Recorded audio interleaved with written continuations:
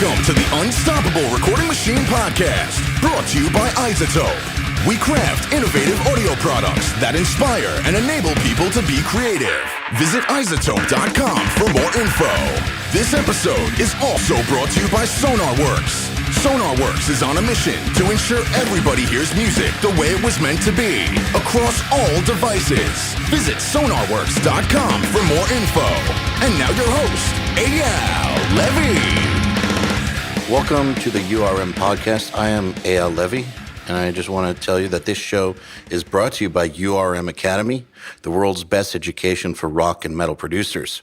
Every month on Nail the Mix, we bring you one of the world's best producers to mix a song from scratch from artists like Lamb of God, Meshuggah, Periphery, A Day to Remember, Bring Me the Horizon, Opeth, many, many more. And we give you the raw multi-tracks so you can mix along. You'll also get access to MixLab, our collection of bite-sized mixing tutorials, and Portfolio Builder, which are pro-quality multi-tracks that are cleared for use in your portfolio. You can find out more at nailthemix.com. Also, I want to take a second to tell you about something I'm very, very excited about, and it's the URM Summit. Once a year, we hold an event where hundreds of producers from all over the world come together for 4 days of networking, workshops, seminars, and of course, hanging out. You know, this industry is all about relationships, and think about it. What could you gain from getting to personally know your peers from all over the world who have the same goals as you, the same struggles as you, and who can not only help you with inspiration and motivation, but also with potential professional collaborations? I've seen a lot of professional collaborations come from the summit in the past. And speaking of networking and relationships, there's no other event where you'll get to learn from and hang out with some of the very best in the production business. I mean, you could go to something like NAMM, but good luck getting more than 5 minutes with your hero. At this, you actually will get to hang out. And just a few of this year's instructors are Andrew Wade, Kurt Ballou, Blasco, Taylor Larson, Billy Decker, Kane and Kevin Cherko, Jesse Cannon, and more. Seriously, this is one of the best and most productive events you will ever go to. So if that sounds like something that's up your alley, go to urmsummit.com to find out more. All right, now that that's out of the way, I just want to thank you guys for showing up to listen to this podcast. And I want to say welcome back, because I've been gone for 6 weeks now? 6 weeks since the last episode. I know some of you guys may have gotten worried that we were done or something like that, but I just want you to know that once a year for about a month or 5 weeks or 6 weeks, I take a break from podcasting. And it's in order to recharge the batteries. Last year, we had a bunch of Dear Whoever episodes, like Dear Kurt Ballou, Dear Mary Zimmer. This year, we just decided to just put on the brakes because we have so much going on. We didn't want to half-ass the podcast. And so we took a brief little break, but now coming back hard with season 4 of the URM podcast, believe it or not. It's hard for me to believe. And this episode is one that I could have only dreamt about doing at the very beginning. We've got 2 people on here that I've been looking up to for ages. One of them has been on the podcast before, one of them hasn't. So we've got both Machine and Chris Adler. And if you don't know who they are, I mean, most of you will. You don't need an introduction for most of you. But just in case you don't know who they are, Machine's a famed producer, engineer, and a mix and masterer, and has worked with, of course, Lamb of God, but also a ton of other projects such as Clutch, Crowbar, Fall Out Boy, Mindless Self-Indulgence, and many stellar artists. And not just that, he's helped start the careers and mentor some of today's best and most luminary metal producers and mixers like Will Putney, Josh Wilbur, Zach Cervini. I mean, this guy is a fucking legend and so cool to talk to. And then we also have the mighty Chris Adler, who, of course, is the drummer from Lamb of God since their inception in 1994. He's also worked with various bands like Protest the Hero, Testament, and even won a Grammy for Best Metal Performance for his work on Megadeth's Dystopia album. He's also a well-known entrepreneur, the business brains behind Lamb of God, and just a very impressive guy that I've always wanted to get to pick the brain of, and now I got the chance. This is a long podcast, but a great one. It was a great conversation where we talk all about the making of Sacrament, how Machine helped Lamb of God define the sound that would then become what we know as the huge badass band Lamb of God, as well as just entrepreneurial wisdom that I think musicians and engineers at all levels could benefit from. This is just a great episode, and I hope you guys enjoy it. So without further ado, here are Machine and Chris Adler. Chris Adler, Machine, welcome to the URM podcast. Hey there. Hello. Lovely to be here. So before we started recording, we were talking about GarageBand and cheat codes and kids using it for, to make their own music. You know what? Just to finish off that convo real quick, I don't actually think that it's a cheat code, because anything that gets kids thinking about music, creating music, being creative, that's good, in my opinion. Exactly. That's exactly what I was kind of spitting at the scene, was like, I see, the ease in using it, even to create without necessarily creating it, but in that it is kind of a real generic kind of a starter product. My daughter in the backseat of the car, pressing here and here and here. She doesn't understand the melody, but she'll correct this and change that, and then, Dad, listen to this, and I'm just, I'm looking back at her like, holy shit, like, what? How'd you do that?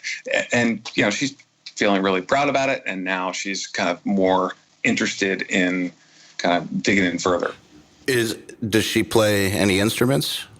I've tried to teach her, and she's not bad. Maybe on my level at playing drums. She's also in piano lessons and that kind of stuff. So I'm definitely trying to encourage that for her. Although if she ever gets into a band, I'll be so bummed out. I know. I have like one kid. My girl is like so legitimately talented, has no interest in going to vocal lessons, being in one of these like bands at like a School of Rock type of any of this stuff like that I could give to her. Right. But just like schools it. I mean, she came out of the womb with like perfect pitch. It's crazy. Wow. Yeah. And now, just like all pop stuff, Exactly. I'm pretty Katy sure Perry, my daughter's Iggy Azalea, a cheerleader into rap. But that's the way it goes. I think all rock stars have daughters. Yeah. And then Ike likes Upon a Burning Bodies, Turned Down for What with Ice-T, which I did, where they're in like a strip club and they're like, fucking rock stars. Ugh.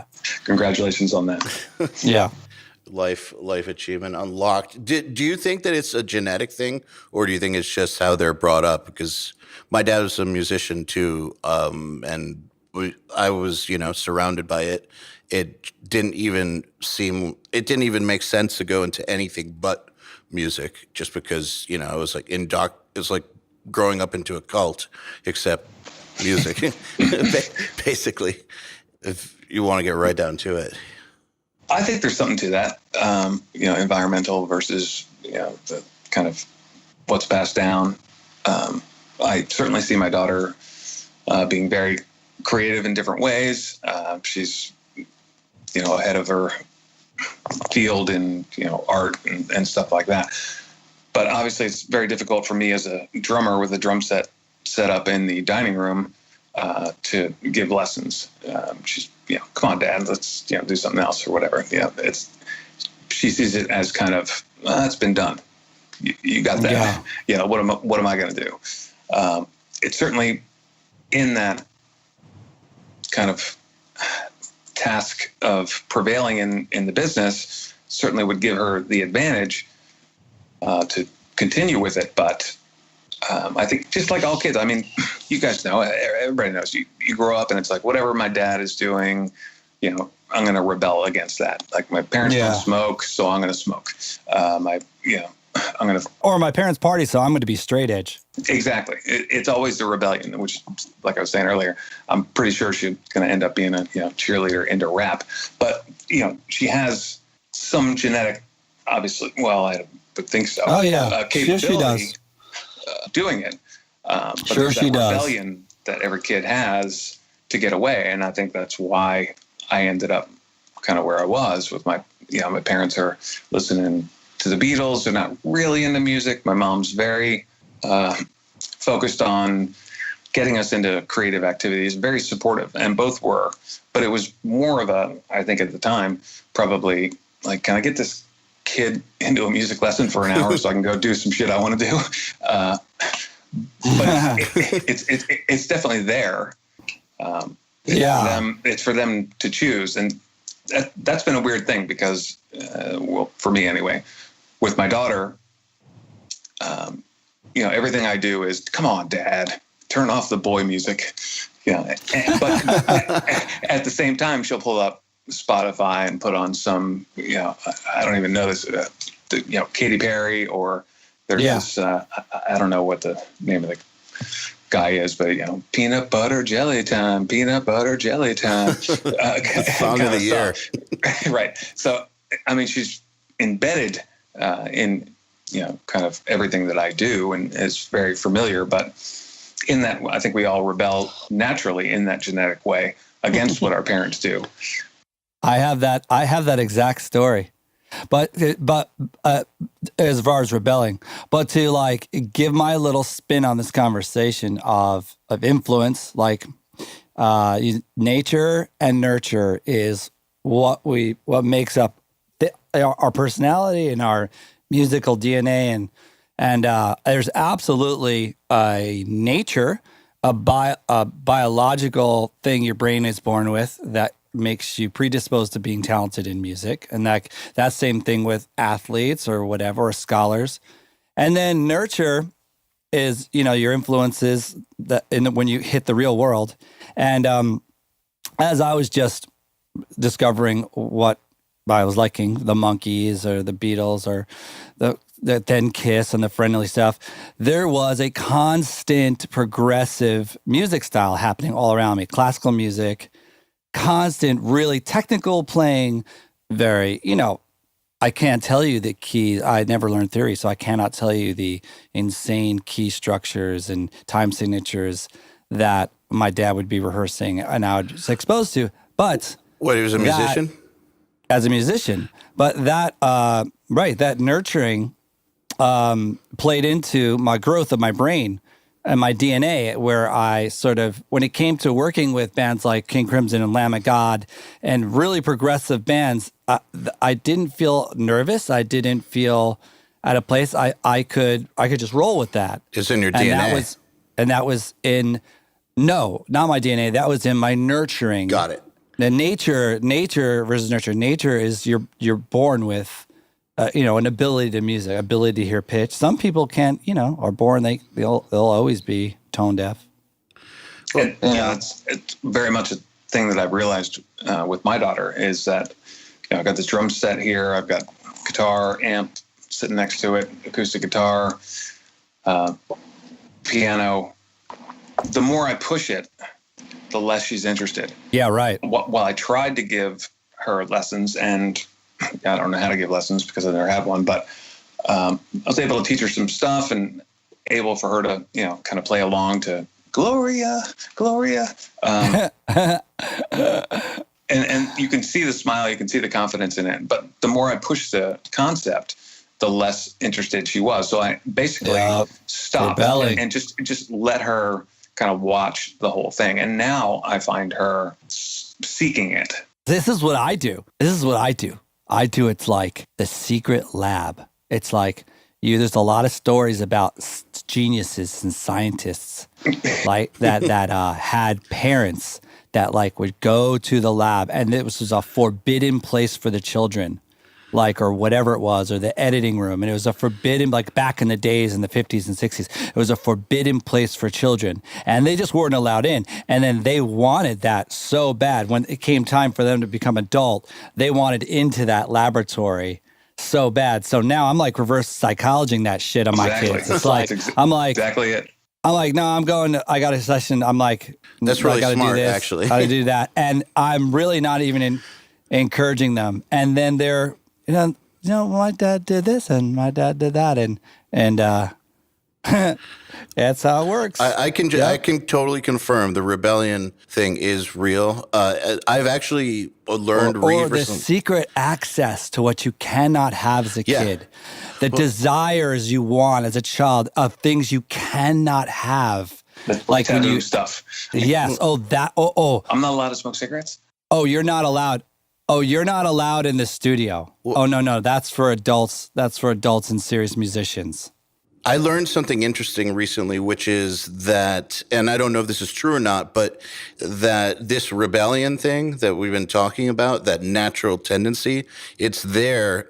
It's a natural thing that develops in kids because it's them starting to develop the skills that they're going to need in order to be able to actually leave the house at some point and fend for themselves. If they don't start doing that, start like getting ready for that at some point, they'll never be able to get out there on their own and be an independent human. So the rebellion, even though it's irrational sometimes when teenagers do it or when kids do it, they're not thinking about how they're rebelling. It's just this natural instinct, but that's what it is. It's that independence that they're eventually going to really need starting to rear its head. And I can tell you guys too that my dad pushed classical music on me really, really hard as a kid. He would make me do violin and piano, and he would sit there with me and enforce that shit. And I hated it so much that I think I went into metal as a result. So just to spite him. So yeah, I mean, that wasn't the reason in my mind that I went into it. Like I actually liked it, but thinking back, I'm sure that that's what that was. Has to be. Yeah. So yeah, I agree. I mean, it all comes. I mean, whether you believe in the philosophers or not, it really comes. And this may be a little crazy for this podcast, but it comes down to this kind of Freudian thing of as a boy you fall in love with your mom, and then when you realize that shit ain't gonna happen, you go the other direction. And as a girl, the same way. It's kind of set up to allow us to be individuals. Well, I mean, the alternative just wouldn't work. Like you literally wouldn't be able to survive, right? Unless you're in the Partridge Family. Yeah, and that's just kind of weird. So, all right. So that said, so your parents were not musicians, but you still had music around you at all times. How did that lead to, becoming a musician? To me or Machine? No, to you, because I mean, Machine had musician parents, so that makes sense. My mom was a member of the Oratorio Society, and has been her whole life, and loves the idea of singing. So I had 8 years of basically homeschooled singing lessons, and then went into different instruments. My dad was not particularly good at it, but always joined kind of local players in the plays, or I'm not sure how to describe it. Kind of local players of a stage show of some kind, a play, a mimic of something that had been done prior. So they were both artistically inclined. My mom was far better at what she did than my dad was, but they sought that out as well, and were very supportive of everything that myself and my younger brother were doing as far as any kind of creative stuff. They weren't really stoked on the for people who don't that came over for band for practice. people who don't know, Chris's younger brother is in Lamb of God. His name is Willie Adler. That's right. He's a subcontractor. Oh, stop. No, but I mean, it's not a given. I don't think everyone who's listening to this podcast knows, like, Willie's your brother. Sometimes that works out well. Sometimes it's just a curse. I forget, dude. I forget he's your brother, because you guys are so different. We are. Yeah, it's weird. Yeah. I've asked my parents at least 20 times. Like, come on, guys. Tell me the truth. I was adopted, right? Well, are you more like them, or is he more like them? Well, obviously. Yeah, if you think that you're the one that was adopted, then he's more like them. All right. Yeah, I think he is exactly like my dad. I'm exactly like my mom. But one of the funny things that I've had a conversation with many people about is that I always tell people, like, Willie has all the talent that you could ask for. He's incredible musician, and he does all kinds of weird stuff that is just like off the charts of kind of the normal process, which is what I love about working with him, especially in metal, where it's kind of a defined thing, and it is this, and we use these scales and power chords and all that shit. At the same time, I have very little talent, but incredible motivation to do it. Where he's super lazy, he'll sit on his couch and write Paradise City, and then get a hamburger and go to bed. Like, man, that is the curse of talented people. Is the work ethic part. It really is. And so him and me together, while I am absolutely insecure about my playing, I'm motivated because it's what I want to do. So I'll yank his ass out of bed and say, dude, we can do some shit together. That's kind of been the relationship the whole time. Did you guys, how did the metal thing come about? Was that in like childhood or? It was, yeah. I mean, we grew up, I think the first album I ever bought was Thriller on vinyl, which I still have. That's my favorite Slayer album. If anybody wants to buy it. But wait, you're not Michael Jackson? No, I'm kidding. Yeah, he's fucking with you. But from there, it's not really my favorite Slayer album. From there, we get into this kind of skateboard culture, this tape trading kind of thing, and the coolest part about that for me, and the thing I remember, and this is a tangent, I'll get back to it, but as my mom allowed us to subscribe to Thrasher magazine, she also went and on her own pulled the kind of the back pages out of it, the instructions on how to build a half pipe. And she built a half pipe in our backyard. Wow. For us to skate by herself. That's dedication. My dad didn't help. Nobody knew. I mean, I knew there was something being built in the backyard. I didn't know it was going to be that. And then she put a chain across the middle of it so that, people couldn't come over in the middle of the night and skate on it and stuff. And she was really in to what we were doing, regardless of what it was. But back to the point, in that kind of skate culture, even though it was suburban and kind of white bread, there was a lot of kind of tape trading, and I was into Michael Jackson, and then I kind of found Aerosmith for a minute, and then I started getting these tapes of a real good mix of stuff. But the one obviously that stuck out for me was this Megadeth song on one of these tapes. And it was, 7 seconds, TSOL, SOD, and then this Megadeth thing. And I had been very, as much as a white suburban kid could be, into this kind of punk rock vibe with Cro-Mags and stuff like that. But I think when I heard SOD and Megadeth, that's really where it went from Michael Jackson pretty much straight to Megadeth. How old were you? Yeah. This had to be, I was in 6th grade, so whatever age that is, 12. Okay, so you got into the metal thing around the same age that I did, but Machine, that never happened for you, right? No. Yeah. No. Still hasn't happened to this day. I'm going to send you a tape. So I actually did not believe when I met Chris Adler there was such a thing as instrumental metal. He's like, well, I'm Really? like, what are you listening to right now, Chris? He's like, I'm also listening to instrumental metal. I'm like, no, that doesn't exist. That's not possible. He's like, stop fucking with me. Come on. And it's like, no, like I go to his house for the first time and there's, yes, in fact, instrumental metal playing. What was it about it that you didn't believe was real? Oh, no. No, I don't believe it's not that I don't believe it's real. It's that metal by design fulfills things for people's musical needs. I'm a good music person. I like metal. I like Lamb of God. I like hand-picked metal bands, right? But I'm not on the cusp of what's happening in metal. I don't subscribe to metal blogs. It doesn't hold my interest as a genre, over some others.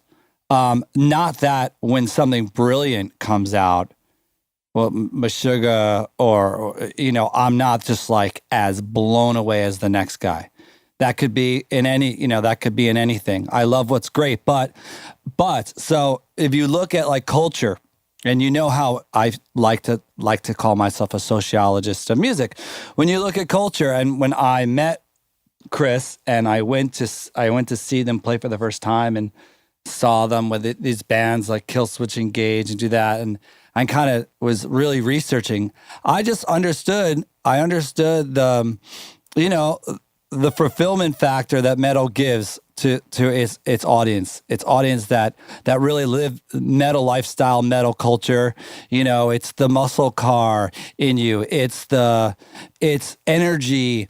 It's the ticking of numbers in math where you sneak in melody. It's body contact. It's like guy on guy. It's like wrestling. It's like I've never, dude. I to this day have never been in an actual mosh pit ever. I am a pit analyzer.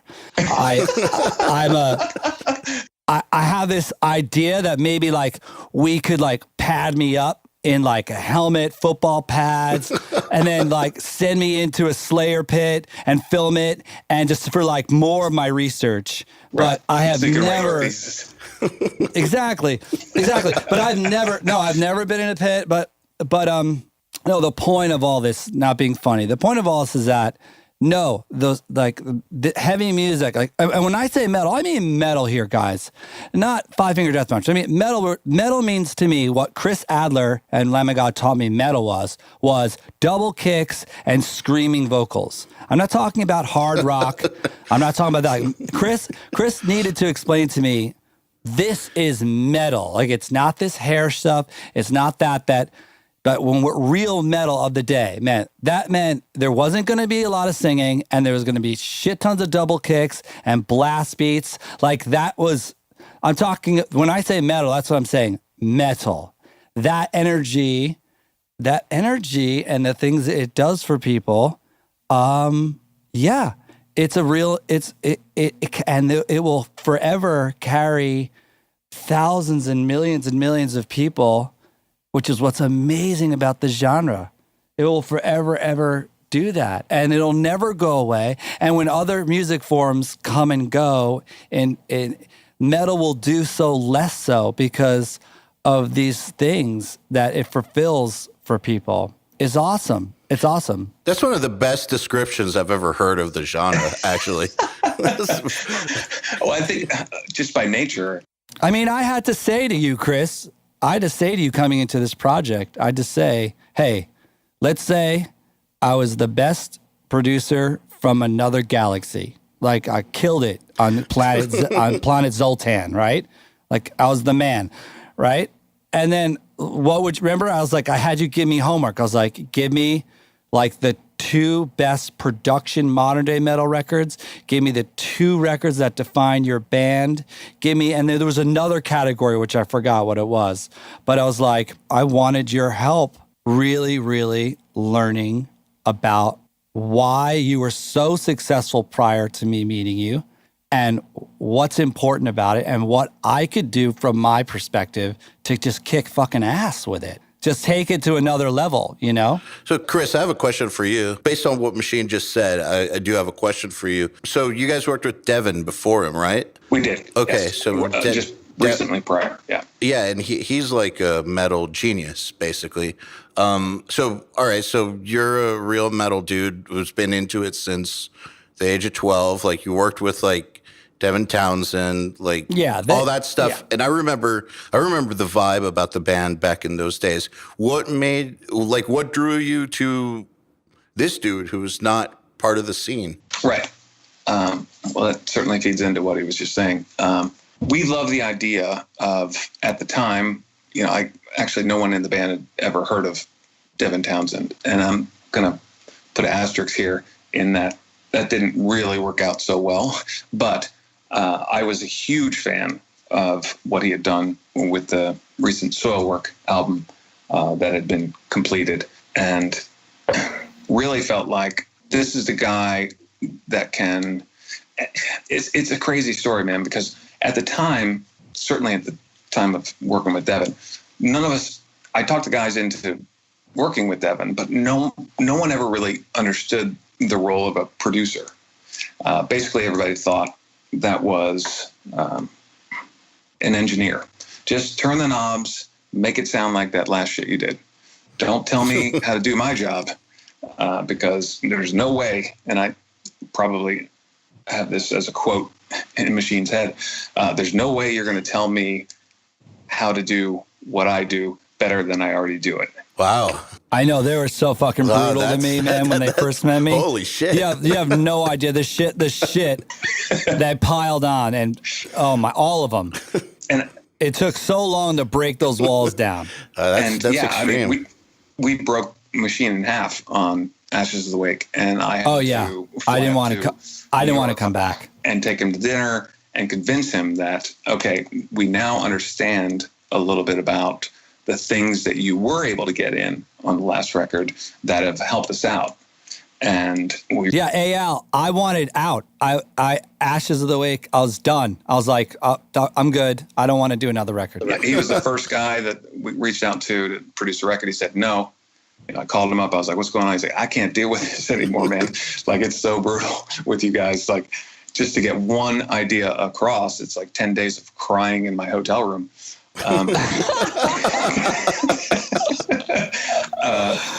But at the same time, the few things that he did was able to inject into Ashes were the things that we realized very quickly when we took that on the road were the ones that made a huge difference in our security of or insecurity, I guess, of thinking that we knew exactly what we wanted to do, and B, it's very hard to let somebody else in. And right, it was the same with Devin. When Devin came to the studio, we were doing Palaces. Picked him up at the airport, brought him to the studio, and we were already set up in the studio. And we said, okay, have a seat in the control booth. We're going to play the album that we want to put out. You mic'd it up for him before he even arrived. That's amazing. Have a seat. Wow. We're going to play this album from front to back, and then you can help us do it again and just turn the knobs and make it sound really awesome. That's all there is to it. That's it. Yeah. So we had no idea what a producer really was. But back to the question, the reason that the Devin experience didn't go particularly well, in that there was a lot of kind of technical issues and computers fucking up and not the right studio, and him really not being an engineer, more of a producer, which we didn't understand the difference at the time. But the reason we ended up even taking the meeting with Machine was because after that, I really was hell-bent on finding someone out of the scene that could understand it and have us stick out a little bit because they didn't understand the scene. That doesn't mean that I wanted to push Machine in a different direction, but the concept was, if every Andy Sneap mix sounds the same, if metal just sounds like this, how do we get out of this box? That's actually a really ballsy move, because I'm sure I'm sure you know that, like, when guys try to produce metal records and they don't understand how it works, a lot of the times they come out horrible. Like, really good producers too will, like guys that excel at hard rock or excel at pop or something, they'll take on that one metal band and it'll just be a disaster. And that happens over and over again. So that's a very ballsy move. And it's weird because there was a meeting we had in a hotel lobby in New York City, and it was our first meeting. That was our first meeting, right? Yeah, I think it was Mark Morton and myself that went up to meet Machine in order to kind of, interview for the Ashes of the Wake producer. So the band is first signed to a major label deal. We just got on So Epic. they could have had any metal producer they wanted at that moment. Yeah. In fact, the label said, we're going to have you do this with Bob Rock in Hawaii. Holy shit. It was like, that doesn't sound bad, but I don't know. Like, let's think about this, because that could end up being, sad but true all the time. But Machine shows up in the lobby of this hotel where we're all supposed to like sit down and have dinner and drinks or whatever, and he's got this like Cat in the Hat hat on, and just total. Mark and I are in camo shorts and black t-shirts, and here's this guy who's like, hey, and we can do this, and we can do this, and we can do this, and we can do this. It definitely sold himself well, but it was definitely scary in the way that you're talking about, where I don't know that this is going to work. But the one thing that he said during that meeting that really kind of caught my attention was his experience with sound design and loving the band Prodigy. And I'm a huge fan of that band. I love the technical aspects in the same way that I was a huge fan of what Devin was doing with Soilwork, and just the kind of ear candy kind of stuff that even a shit song, it sounds amazing.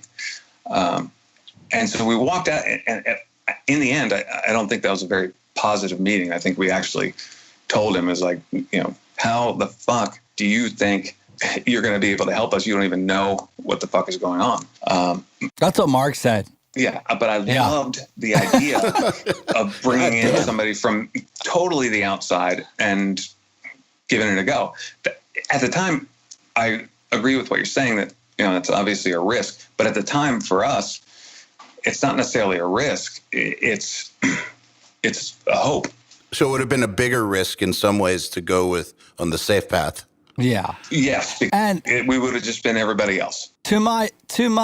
Can I just add a little here? All right.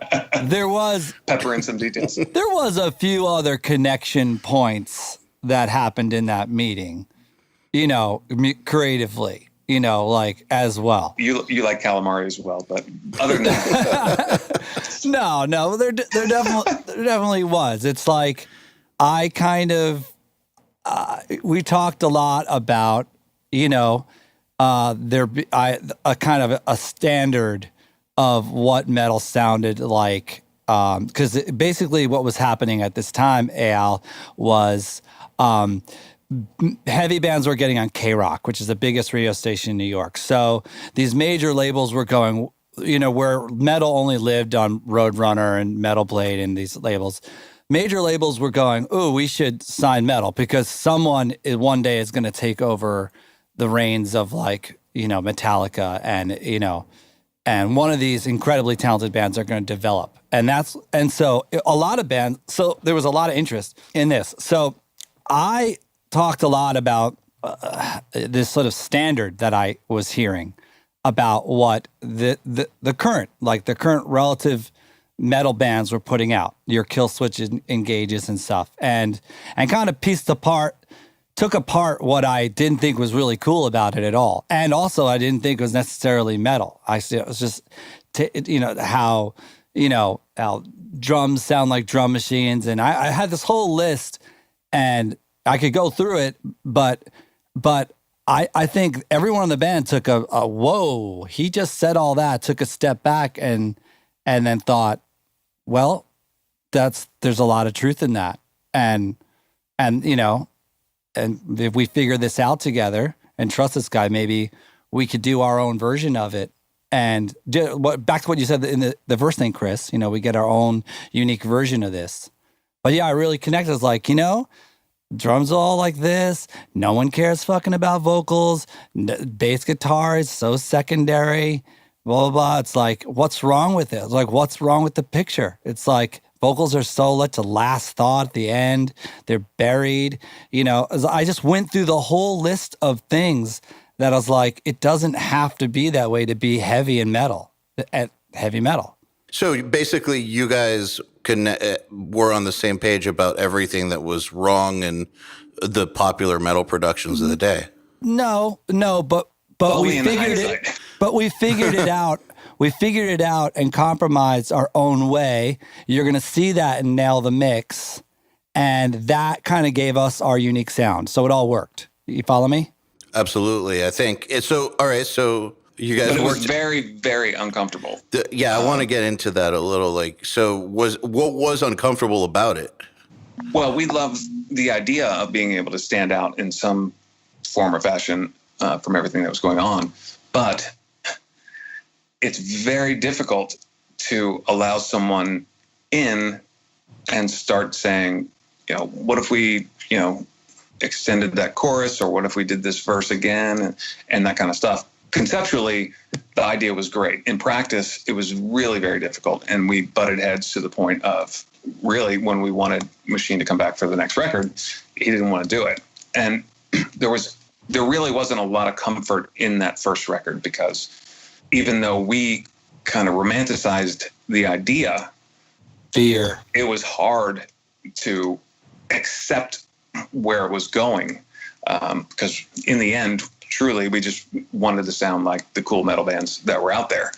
But we knew, I think everybody knew enough What do you deep think inside was, what do you think was hard about that? Yeah, I'm actually very curious because, some... Hey, Al. Yes. Question. What do you think? How different do you think it was? As a guy listening to metal bands, that record comes out from your outside perspective. How was it so out of the box that it wasn't metal? It wasn't metal. No, it was wasn't totally cool? metal. It was absolutely metal, but it had a totally different. It had a totally different aesthetic than what was, I guess, the norm to a degree. Right. It wasn't. It didn't sound like the Andy Sneap, Colin Richardson records, which Right. I think they sounded great in their own ways. Can I ask you another question? Did Yes. Slipknot do that for you? Yes. Did Meshuggah do that for you? Yes. Did System of a Down do that for you? Yep. Okay, that's what we're talking about. until it happens. So Yeah. it's like this kind of risk, and where do we want to be?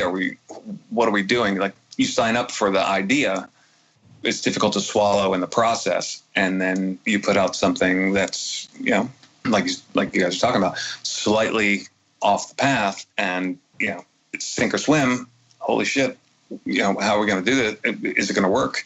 And it took off, and it was the gamble. At the same time, I think both sides were fighting really hard the whole time, and that conflict, actually, in the same way that the conflict exists within the band itself, created a product that couldn't have been what it is without the fight. You're right. Sadly, you're so right. And you can basically and that's Lamb of God, period, whether I'm there or not. You guys, you're all going to do that to each other. And that's how you come out with your unique, amazing stuff.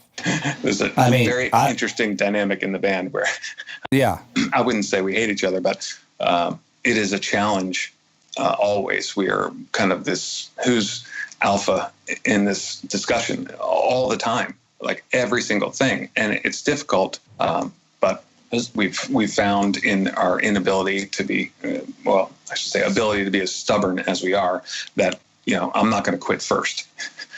So we just keep taxing each other so hard. Going back, of like losing friendships, but going back for Sacrament, creating something more creative. After doing Ashes of the Wake and like Chris coming into New York and talking to me and really signing up for Sacrament, and then my pre-mental prep for going into Sacrament was similar to that of, I think, what I would have done to myself for psychological warfare. Like, if I knew that I was going to go to war, get captured, and get my head fucked with and twisted and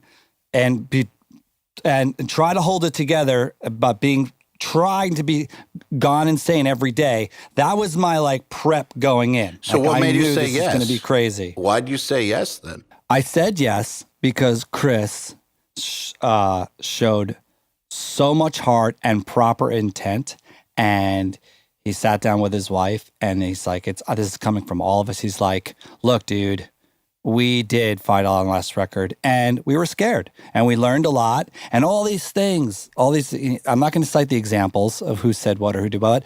All these things did so much for us, and it's like, we're a little chiller now. I promise you this. We are chiller now. We're not as afraid. We're ready to have more fun. We're ready to try more ideas. And we realize that doesn't mean you're going to ruin us anymore. On the first record, we were, you know, we didn't know. We didn't know. We were defending everything. It was everything, you know, everything was more scary. So we basically, Sacrament was like, right? Sacrament was like getting the first record right. Like get it not right, but getting, you know, completing some more of the concepts that we were on about to make us who we are as a team. You know, we all know of metal bands who have, you know, taken a risk on a record and it's completely backfired on them. So I definitely think that, especially with first having gotten onto the major label, and so as an outsider, you know, just a guy in a local band who listened to metal and was just starting to learn about production, like, you know, I had a total outsider's perspective I remember the vibe about the band was, you know, people were saying like, this is going to be like the next Pantera or something. Like they're like, that's how it was being pushed. So I can imagine the pressure to not fuck that up must have been tremendous. And like I said, we all know of, you know, when metal bands take risks like that to go off the path, sometimes they backfire in pretty spectacular ways. They do. Yeah. I think the difference here was it wasn't so much, Machine's input wasn't so much as to rewrite the song. It was, you know, okay, is this what you call the chorus? Okay, can we do that just twice here? And then we'll come back down into this and that kind of thing. So it wasn't stuff that he was forcing us to rewrite necessarily. It was a matter of kind of arrangement that allowed some kind of contagious vibe to it. But, you know, as we've written the songs prior to going in, well, no, this is the way the song goes. You know, so it's difficult to have that objective opinion. But after Ashes, that's what we allowed to let go. Like, you can see this from a different view than we can, because we're in this room, you know, 5 days a week, 6 hours a day, and this is how the fucking song goes. Can you think of, you know, can you think of an example? Like, so you said that, so Machine came up with a lot of the ideas that then on the road translated with the audience in a way that blew your guys' minds. Can you guys think of one, like just one example of? I mean, yes. Yeah, there's a huge example. Now you've got something to die for. Right. Now, dude, now you've got something to die for. First of all, I met Randy and there were rules, right? The rules were, there were many rules, right? Many rules. First rule was I'll never do anything with a pitch, a scream pitch or sing. No way, absolutely not, never. The second rule was I will never repeat a lyric. I don't see the point in that. So very punk rock.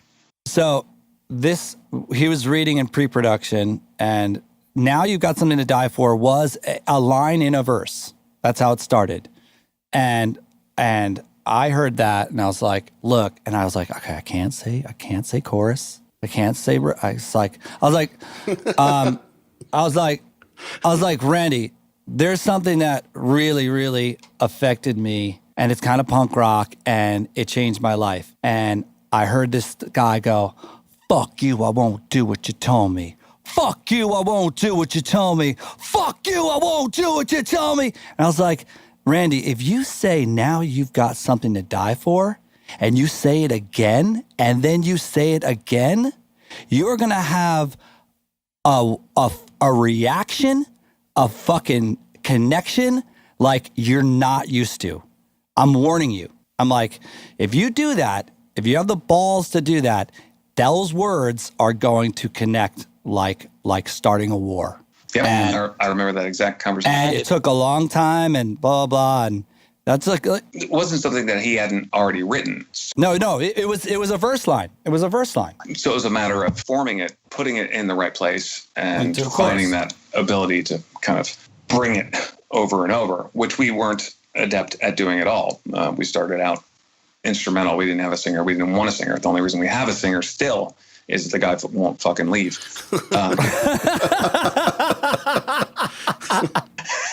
So in that, he's kind of a shady situation to begin with. Now telling him, say what you want to say, but do it here and then do it again here. It was quite a task. And did you guys, and basically, when you recorded it, did you know that it was going to be this anthem basically, or you figured it out when you were on the road? I did. Well, you knew. I mean, I'm wondering when they figured it out. That's tough. Because I remember exactly kind of how this went down. We're recording this, and Machine is not the most metalhead looking dude around, and doesn't really kind of roll with that vibe or lifestyle. And he's telling us, he's like, listen, just try this. Like it's we don't have to record it. It's not going to stay. Nobody's going to hear it. Like this is a non-destructive process of what's going on. Let's just like demo this out and listen to it for a minute and kind of go over this. Working with Machine in the studio certainly posed challenges to where we had kind of come up from and what we wanted to do. And now he's kind of championing this idea of this repeated chorus. And I don't mean that in a like, yeah, I think it'll be cool or whatever. I mean, the dude is like jumping up and down in a pony jumpsuit saying like, you guys it's going to be amazing. There's going to be 10,000 people screaming it with you. It's going to be amazing. And we're just like, what we played to like 14 people, dude. Like, this isn't really what we do. And it was almost like going into that process it seemed almost like a favor to him at the time. That's amazing. And so we definitely didn't realize it in the moment. Yeah. In fact, I think most of the guys, including myself, were a bit opposed to this kind of anthemic concept, knowing that, the 12 people that we play to normally, we're going to lose 2 of them because now we sold out to, kind of have a sing-along. And the other 10 were in the opening bands? Probably, yeah, or their parents. Yeah. But, yeah, I mean, it hit pretty direct. I think we got an offer for an Ozfest tour there shortly after. And, I don't know what the distribution was, but the things that he was jumping up and down in the room about in a tracksuit were exactly the things that hit in the way that he knew that they would, that we were not necessarily afraid of, but hesitant about going in that direction because potentially in where we had come from, that's the end of our credibility. Yeah. Right. And the difference between Ashes of the Wake and Sacrament is that they realized that they realized that there is a guy that could sneak this into the context of what still appears brutal and heavy and dangerous. They realized I had my eye on the ball of that. They weren't sure at first on the first record, Ashes. But I think that was the thing. When you came to New York, you told me it's like, oh, we get it now. We get it. We didn't lose anything. You snuck it in and it was real. And that was the perfect thing to say to me.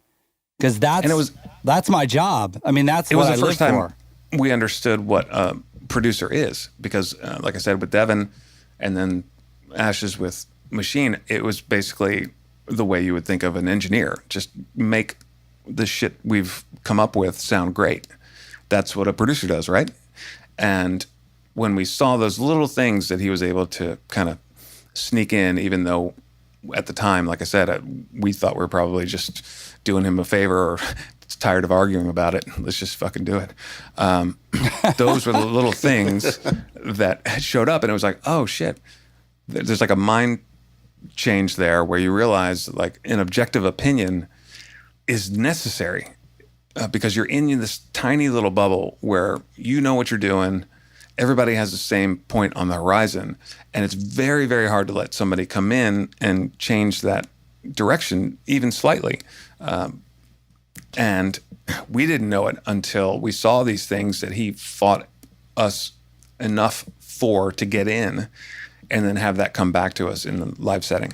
Machine, I have a question about about your like mental process with this kind of stuff. Because like, just to give you an example, like whenever I've done something in my life that has been successful, like Nail the Mix or whatever, like I've been able to see clearly how it would work, like in a very, I don't know. It's like almost like being able to see the future, but like I knew it was going to work. Like I knew exactly how it would work, and it's I just saw it clearly, and that it had to happen. I'm just wondering, like, so when you have these parts, when you're producing a record, that like you have to get.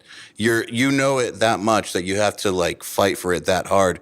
Like, what's it like? Like, do you like? Are you seeing the future? Like, what's it like in your head? If you could try to describe it.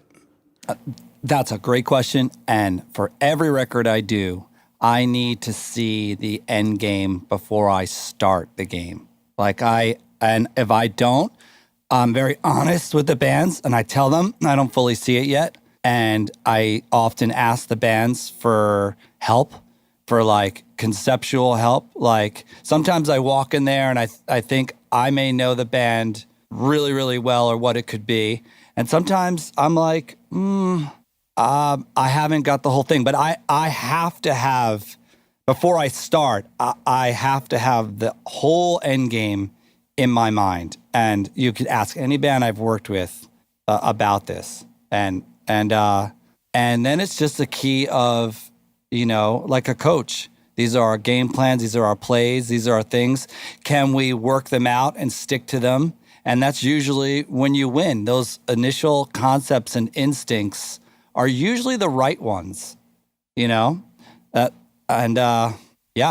for every, so yes, EYAL, yes, that is the case. And that's for everything, every type of band, every type of music. And I want every band to have their signatures, their things that are theirs and unique to them. And that's just the guy I want to be. I want to look back on my career and see these different types of bands and different types of records and just know that I get it right. I get it right most of the time, most all the time. I don't bat 1,000, but nobody does. I'm up there. I mean, I'm really up there for getting it right. Nobody bats 1,000. I'm guessing that if you didn't see the end game perfectly clearly, like it's real, there's no way that you could convince people, like Lamb of God, who were not. Sometimes I don't. I mean, most of the time I do, because I've got a really fun animated personality, and I can be very manipulative and convincing and mind fucking. But once in a while, I have a meeting with a band. I'm totally honest with them, and I don't get the gig because I've deliberately scared them off. And that's okay. That's okay. Because I don't want to make marginal compromise records. So you're either like, whoa, kid's got some ideas and I'm not so threatened by the way he's saying them, or some bands are just like, this is too scary for us, and I don't get those records. And that's okay. Yeah. I mean, can't win them all. So, all right, so it's a success, but it's a brutal experience. Chris goes to meet with you and talks you into doing the next one, says that they're chilled out, and let's do it again. Let's talk about the next one. Was it actually chilled out? If I could take a minute before we go into that, which Sure. I'm sure wasn't quite as chilled out as I told him, but I was hopeful for him taking the gig. One of the things that I've definitely learned, and what Machine kind of hinted on there, is that in that there basically were no rewrites of anything that we did. There wasn't him coming in saying, no, I need a new part, I need a new intro, I need a new outro, or stuff like that. What I've learned is, and not knowing, again, admittedly, what a producer really does other than what an engineer does at the time, is that the producer's role really is almost like a shrink. You have to have the people skills, and in the way he said, manipulate things into a certain way. That's really the skill of what I've found in going forward and working with other people. It's about how you can kind of worm your way into the mindset and figure it out via the relationships. It's not about the song. It's not about turning knobs. It's about how you are able to create the vision that you come into the project with. And sometimes, obviously, it's not going to work if it's too far apart. But if it's within, I don't know, a 20% margin or something like that, the producers that we've worked with, it's been all the same. It's a matter of getting inside the heads of the guys, knowing, or girls, knowing where everybody wants to go, and finding a way to get each of them to agree that this meets close enough to where we want it to go. And then when you get all five, the whole thing kind of changes into a form of acceptance of Right. what it is. It's really like a psychological warfare.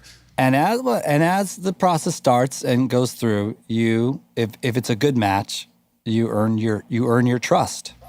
Right. And Which is why it becomes easier. I flew up to New York to have take him to dinner and talk about Sacrament. The thing is, just for can I just please say a message for all Yes, the bands please and do. artists listening to this? The thing is that like we had we were a great match, like, and a lot of things that we were talking about, the fear and this and that, is taught because there are many, many, many circumstances where bands do get the wrong producer. Guys that have strong ideas, or guys that think they know what is right, and it may not be, or guys producers that think because they have a bigger discography that they're better than the band, or they know more. It's up to you as a band to drill your potential producer.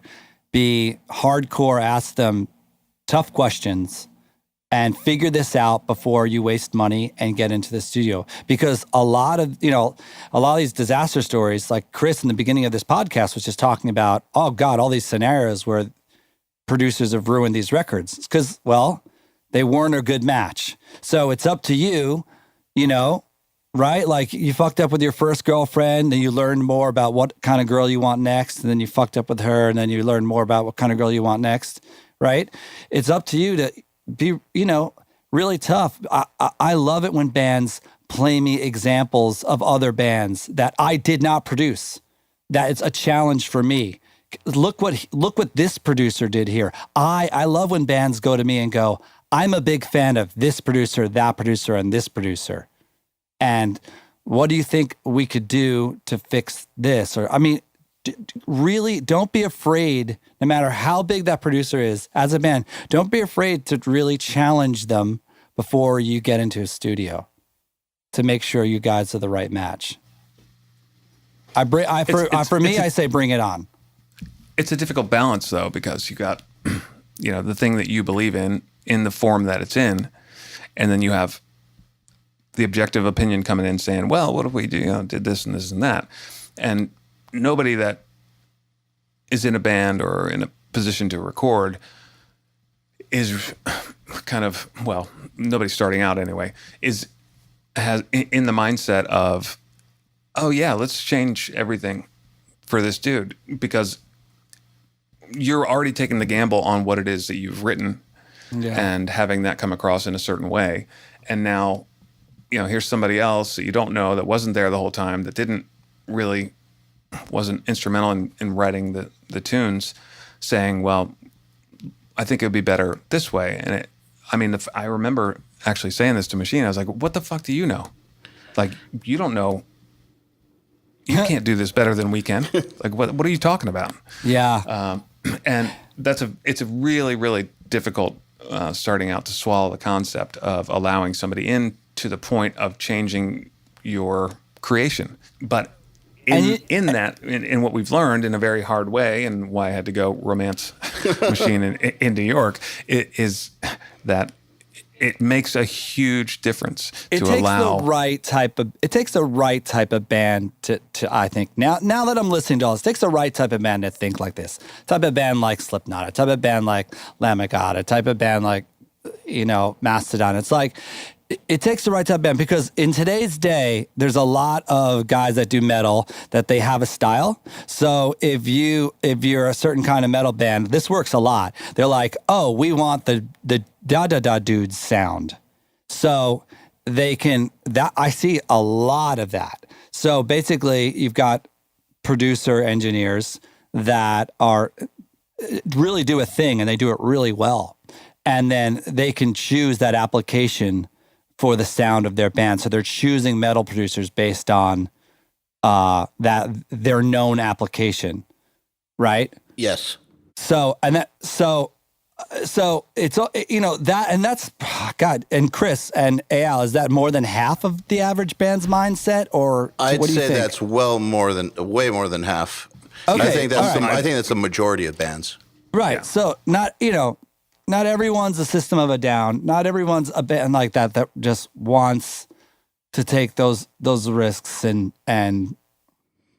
Not even wants, capable of, yeah. I think that there's definitely good bands that are just not exceptional, that are still out there making records and touring and all that. But I think it takes a band with both the exceptional talent and the exceptional mindset to be able to pull that off. You know what the thing is that Lamb of God knew that no matter what I said or how I came off in the beginning, Lamb of God knew that they were so good as a metal band, and they themselves understood metal and themselves so well that we weren't going to let this guy fuck it up no matter what. And that inner strength and power, I know Tool personally had that when they went with their producer, who is not a metal producer. And they knew that, look, this guy's really cool because he does all this world percussion, and he could add all this application. But we're not worried about this guy taking Tool out of Tool, And Lamb of God are that band too. They weren't worried, Ultimately, they would just fucking they just beat me up or out psychology out manipulate me, So Yeah, it definitely goes the other way too. Hey everybody, if you're enjoying this podcast, then you should know that it's brought to you by URM Academy. URM Academy's mission is to create the next generation of audio professionals by giving them the inspiration and information to hone their craft and build a career doing what they love. You've probably heard me talk about Nail the Mix before, and if you're a member, you already know how amazing it is. At the beginning of the month, Nail the Mix members get the raw multi-tracks to a new song by artists like Bring Me the Horizon, Gojira, Asking Alexandria, Machine Head, and Papa Roach, among many, many others. Then, at the end of the month, the producer who mixed it comes on and does a live streaming walkthrough of exactly how they mixed the song on the album and takes your questions live on air. You'll also get access to MixLab, our collection of dozens of bite-sized mixing tutorials that cover all the basics, as well as Portfolio Builder, which is a library of pro-quality multi-tracks cleared for your use in your portfolio, so your career will never again be held back by the quality of your source material. And for those who really want to step up their game, we have another membership tier called URM Enhanced, which includes everything I already told you about and access to our massive library of fast tracks, which are deep, super detailed courses on intermediate and advanced topics like gain staging, mastering, low end, and so forth. It's over 40 hours of content, and man, let me tell you, this stuff is just insanely detailed. Enhanced members also get access to one-on-one office hour sessions with us and Mix Rescue, which is where we open up one of your mixes on a live video stream, fix it up, and talk you through exactly what we're doing at every step. So if any of that sounds interesting to you, if you're ready to level up your mixing skills and your audio career, head over to urmacademy.com to find out more.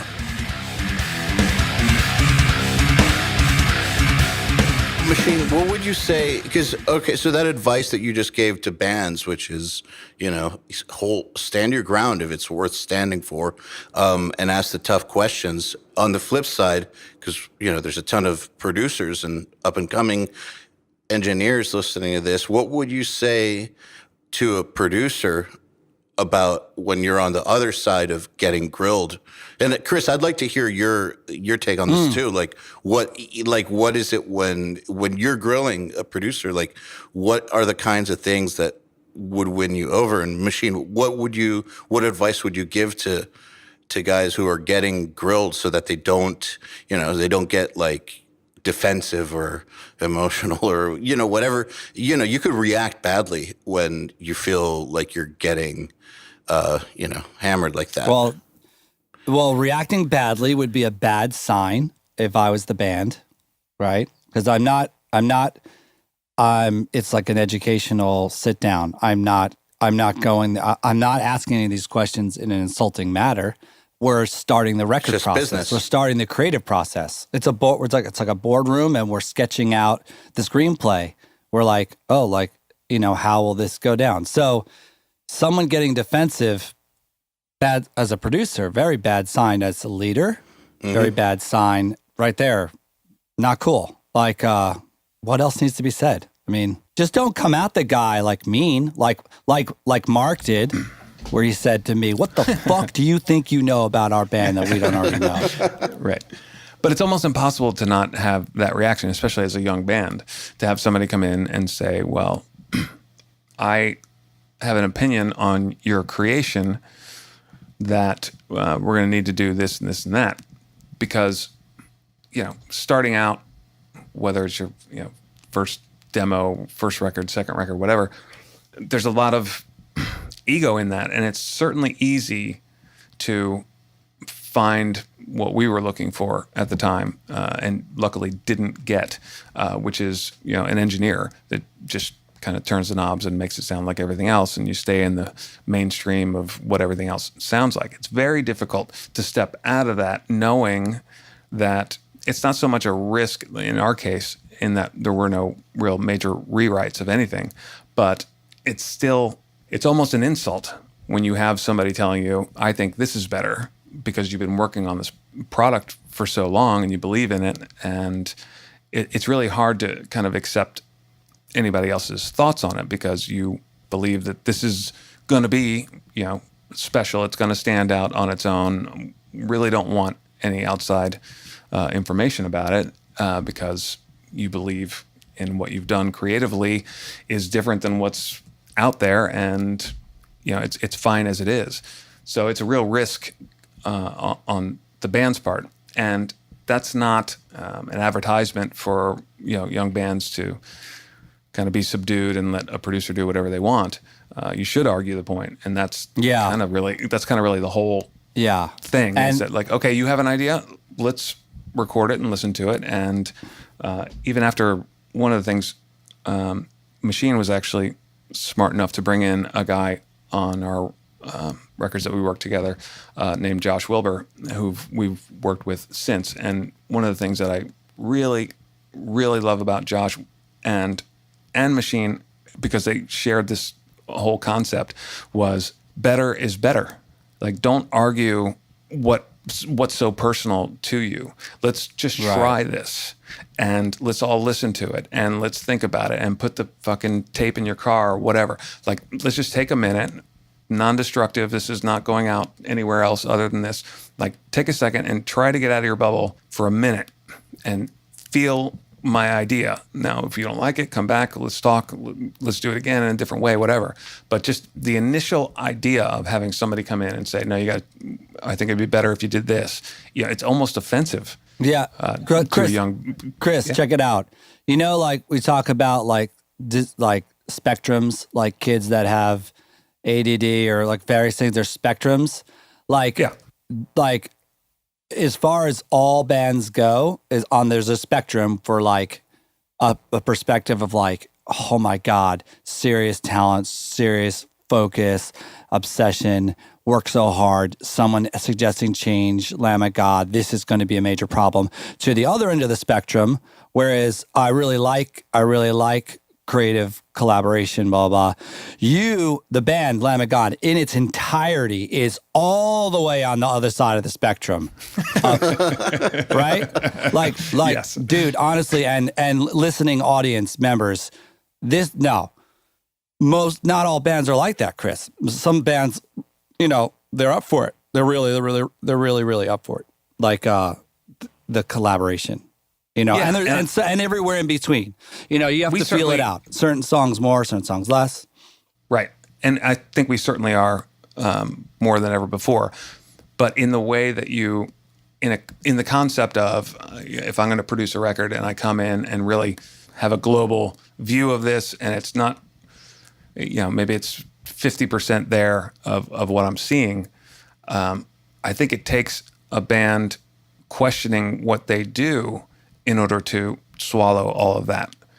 So it's difficult on a production side to have a band that's 100% confident with what they're doing to allow somebody else in. So, situation kind of varies either way. And, like on the first record, Ashes of the Wake, we were absolutely 100% confident. And not that we weren't on Sacrament, but we realized the things that he was able to sneak in actually made a huge difference in our kind of growth at the time, or how it was perceived.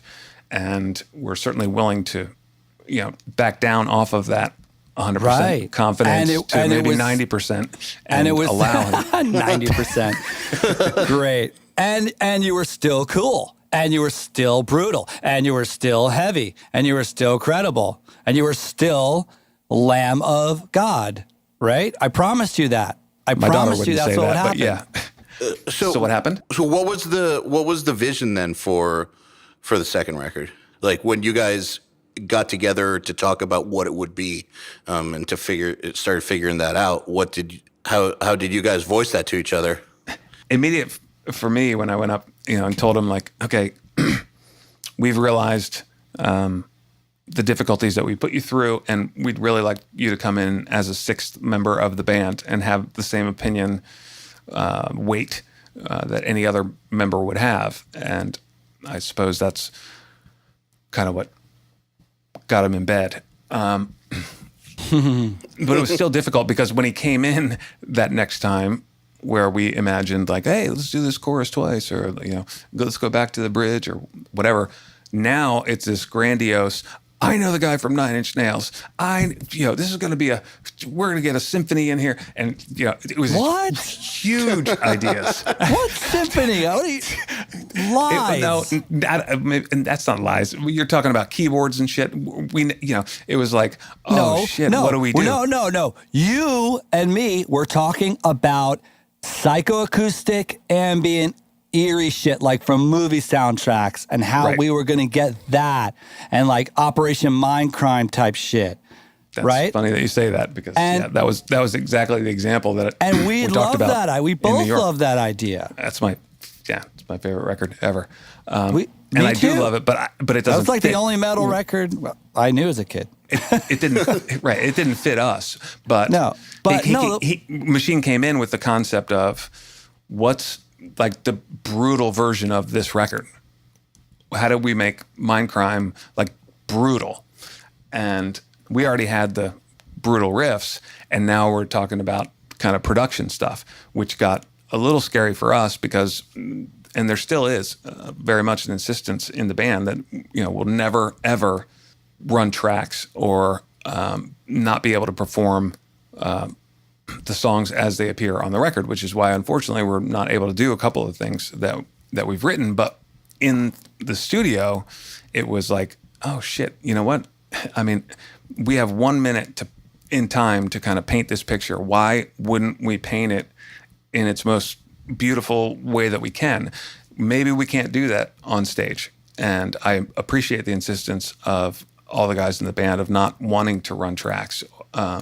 But it's difficult in the process where you're allowing these concepts in that you know are kind of above the original idea of where we're going. So are we like shooting ourselves in the foot here?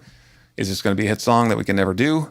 But that was, on the second one, in that we made him kind of the sixth member, there were far more grandiose ideas with the Sacrament record. And we took a lot of risk on that, but we also fought pretty hard back on, and I think there was a definite discussion had that we don't want to put this on the record because we're not going to be able to perform this. And one of the things Machine told us at the time was like, worry about that later. Let's make this the best it can be. And did you agree with that? I did, because at that point, we've been doing it for long enough to understand that holding back a positive, creative idea is just stupid. There's no reason that we shouldn't make this everything it can be. If the kind of internal punk rock vibe makes it impossible to pull it off, that's another story, and we can talk about that. But there's no reason and it wasn't that we went along with everything, but it was far more appreciated to kind of take this to a level that even we didn't see or understand from the beginning. But hearing it back again in a non-destructive way, just, hey, check this out. Like I put this thing in here and this thing in here. It's like, holy shit, that's badass. I don't know how the fuck we're gonna do it, but why aren't we taking the best picture we can in that moment? But and remember, there was a rule where they could never be main parts. It was all psychoacoustics. Yes. It was never like, it could never replace where there was a guitar riff. Yep. Or so, and I've applied that rule to other heavy bands. It's like, that's a great rule, actually. We can do ear candy, and I call them psychoacoustics to things to create mood and tension. But if they're not main parts, if it's not like a main Prodigy synth line, then it's never missed. You can choose backing tracks or choose not backing tracks, and right. the basis of the songs are still there. And that was a rule we stuck by, right? Yeah, absolutely. I mean, still, there's a couple things we don't do because there might be slightly more than the background stuff, but in general, There was just like one outro where I just started remixing. But that was what was that? Faded line or something. I'm not sure. There was one cool fade out outro where I just started remixing and it made the record. It's real hard to fade out live, is what I figured out. What was that? It was like, it had like bass drops, and bass drops were a new thing at the time. What was that? It was either one gun or faded line. Yeah, that was cool. All kinds of machine sounds and all that shit. So, Machine, you said that Chris was probably the most metal guy in the band. Did you find his dedication to the sound and desire for perfection to be a huge help when capturing drum tones and takes for the album? Yes. Chris was absolutely not only the most metal guy in the band, but Chris is the most metal guy I've ever met. Chris Adler, he largely taught me so many things about metal. I mean, through our experience. Well, I have no shame in saying that, and it's grown since then. And Willie, his brother, is very metal as well. Randy's got some punk rock in him, and he's metal as fuck. And Mark has got, he's got some swag in him, Allman Brothers and that, and he's metal as fuck. And John is metal as fuck, and he loves hip hop, like me, the bass player John. That makes sense. Yeah. Bass players. Well, yeah. What is that, Chris, with John loving hip hop so much? I'm both him and Mark He really and knows Randy. hip-hop. Yeah, on the last tour, they're talking about all these. I don't know if they're fabricated or not, but like all these beefs with the Yeah. hip hop artists and all this stuff, and they're like really into it. Like, and then he did this, and then he said that, and it's like, what the fuck? Yeah, because they're so friggin' smart with marketing themselves. Us metal bands we should all like diss each other like sports. That actually was, It works when they do. It was a Yeah. thing at the moment because I kept overhearing all these conversations. I was like, well, why don't we just like kind of fabricate something with somebody on our level and kind of take us both up to a different spot, But Awesome. What decided- could that be? It's like it's not going to be gangsta. So like in metal world, what would that be? It could How be would like you- the how would you like the beef black metal How would you murders. beef in metal? Like Cut out somebody's skull and make a necklace out of it, like in Norway. I think the best way would just be to say, they're just playing tracks. yes, of course. So I guess the black metal example is too extreme. I guess. Yeah. Yeah. And Oh, well. I don't want to get killed. Yeah, that's unfortunately when, at least in the black metal scene, when bands beef, that's what happens. So I think it's better for bands not to beef. But I don't know. Over the years, it seems like when bands beef, like they will go to violence at points. Like remember Amur and the Acacia Strain. Oh yeah. They went a few years back, and over the years, wasn't it Axl Rose and Vince Neil too? Yes. Went to blows as well.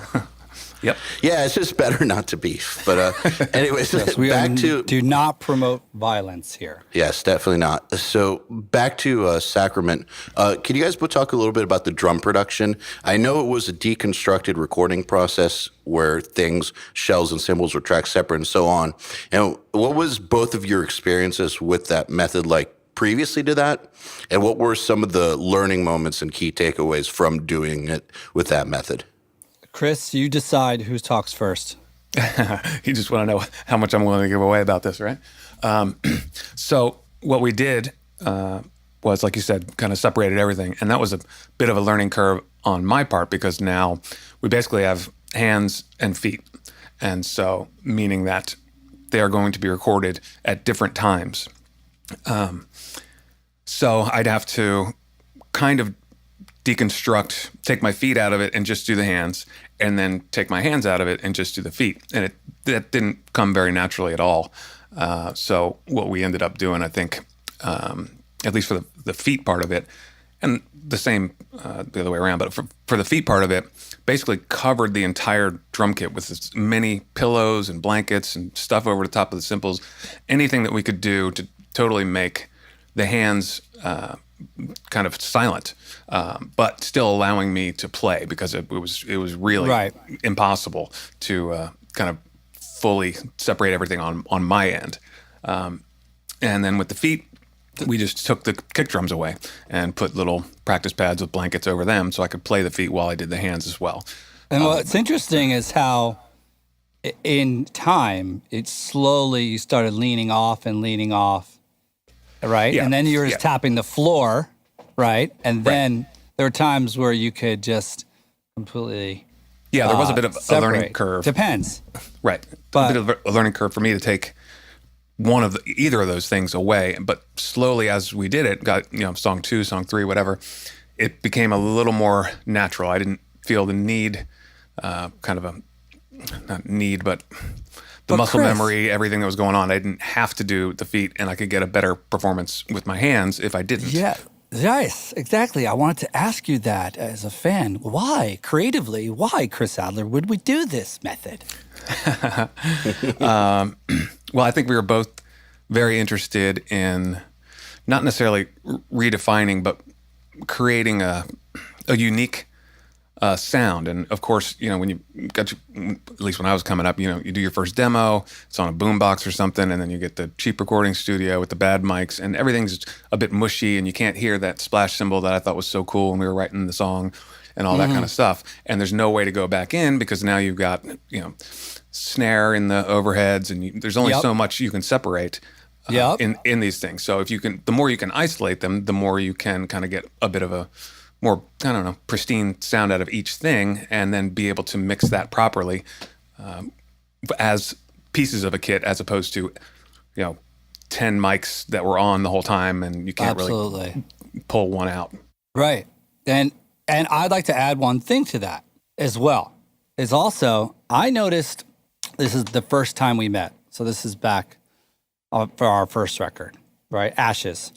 Where we were, this was before I even brought this up, and you were definitely going to be playing your whole kit in your mind on that record. And you did play initially, our initial tracking on that, if you remember, we did play in the whole kit, and then we started separating only certain things. But the idea started within the first 10 minutes of me watching you play.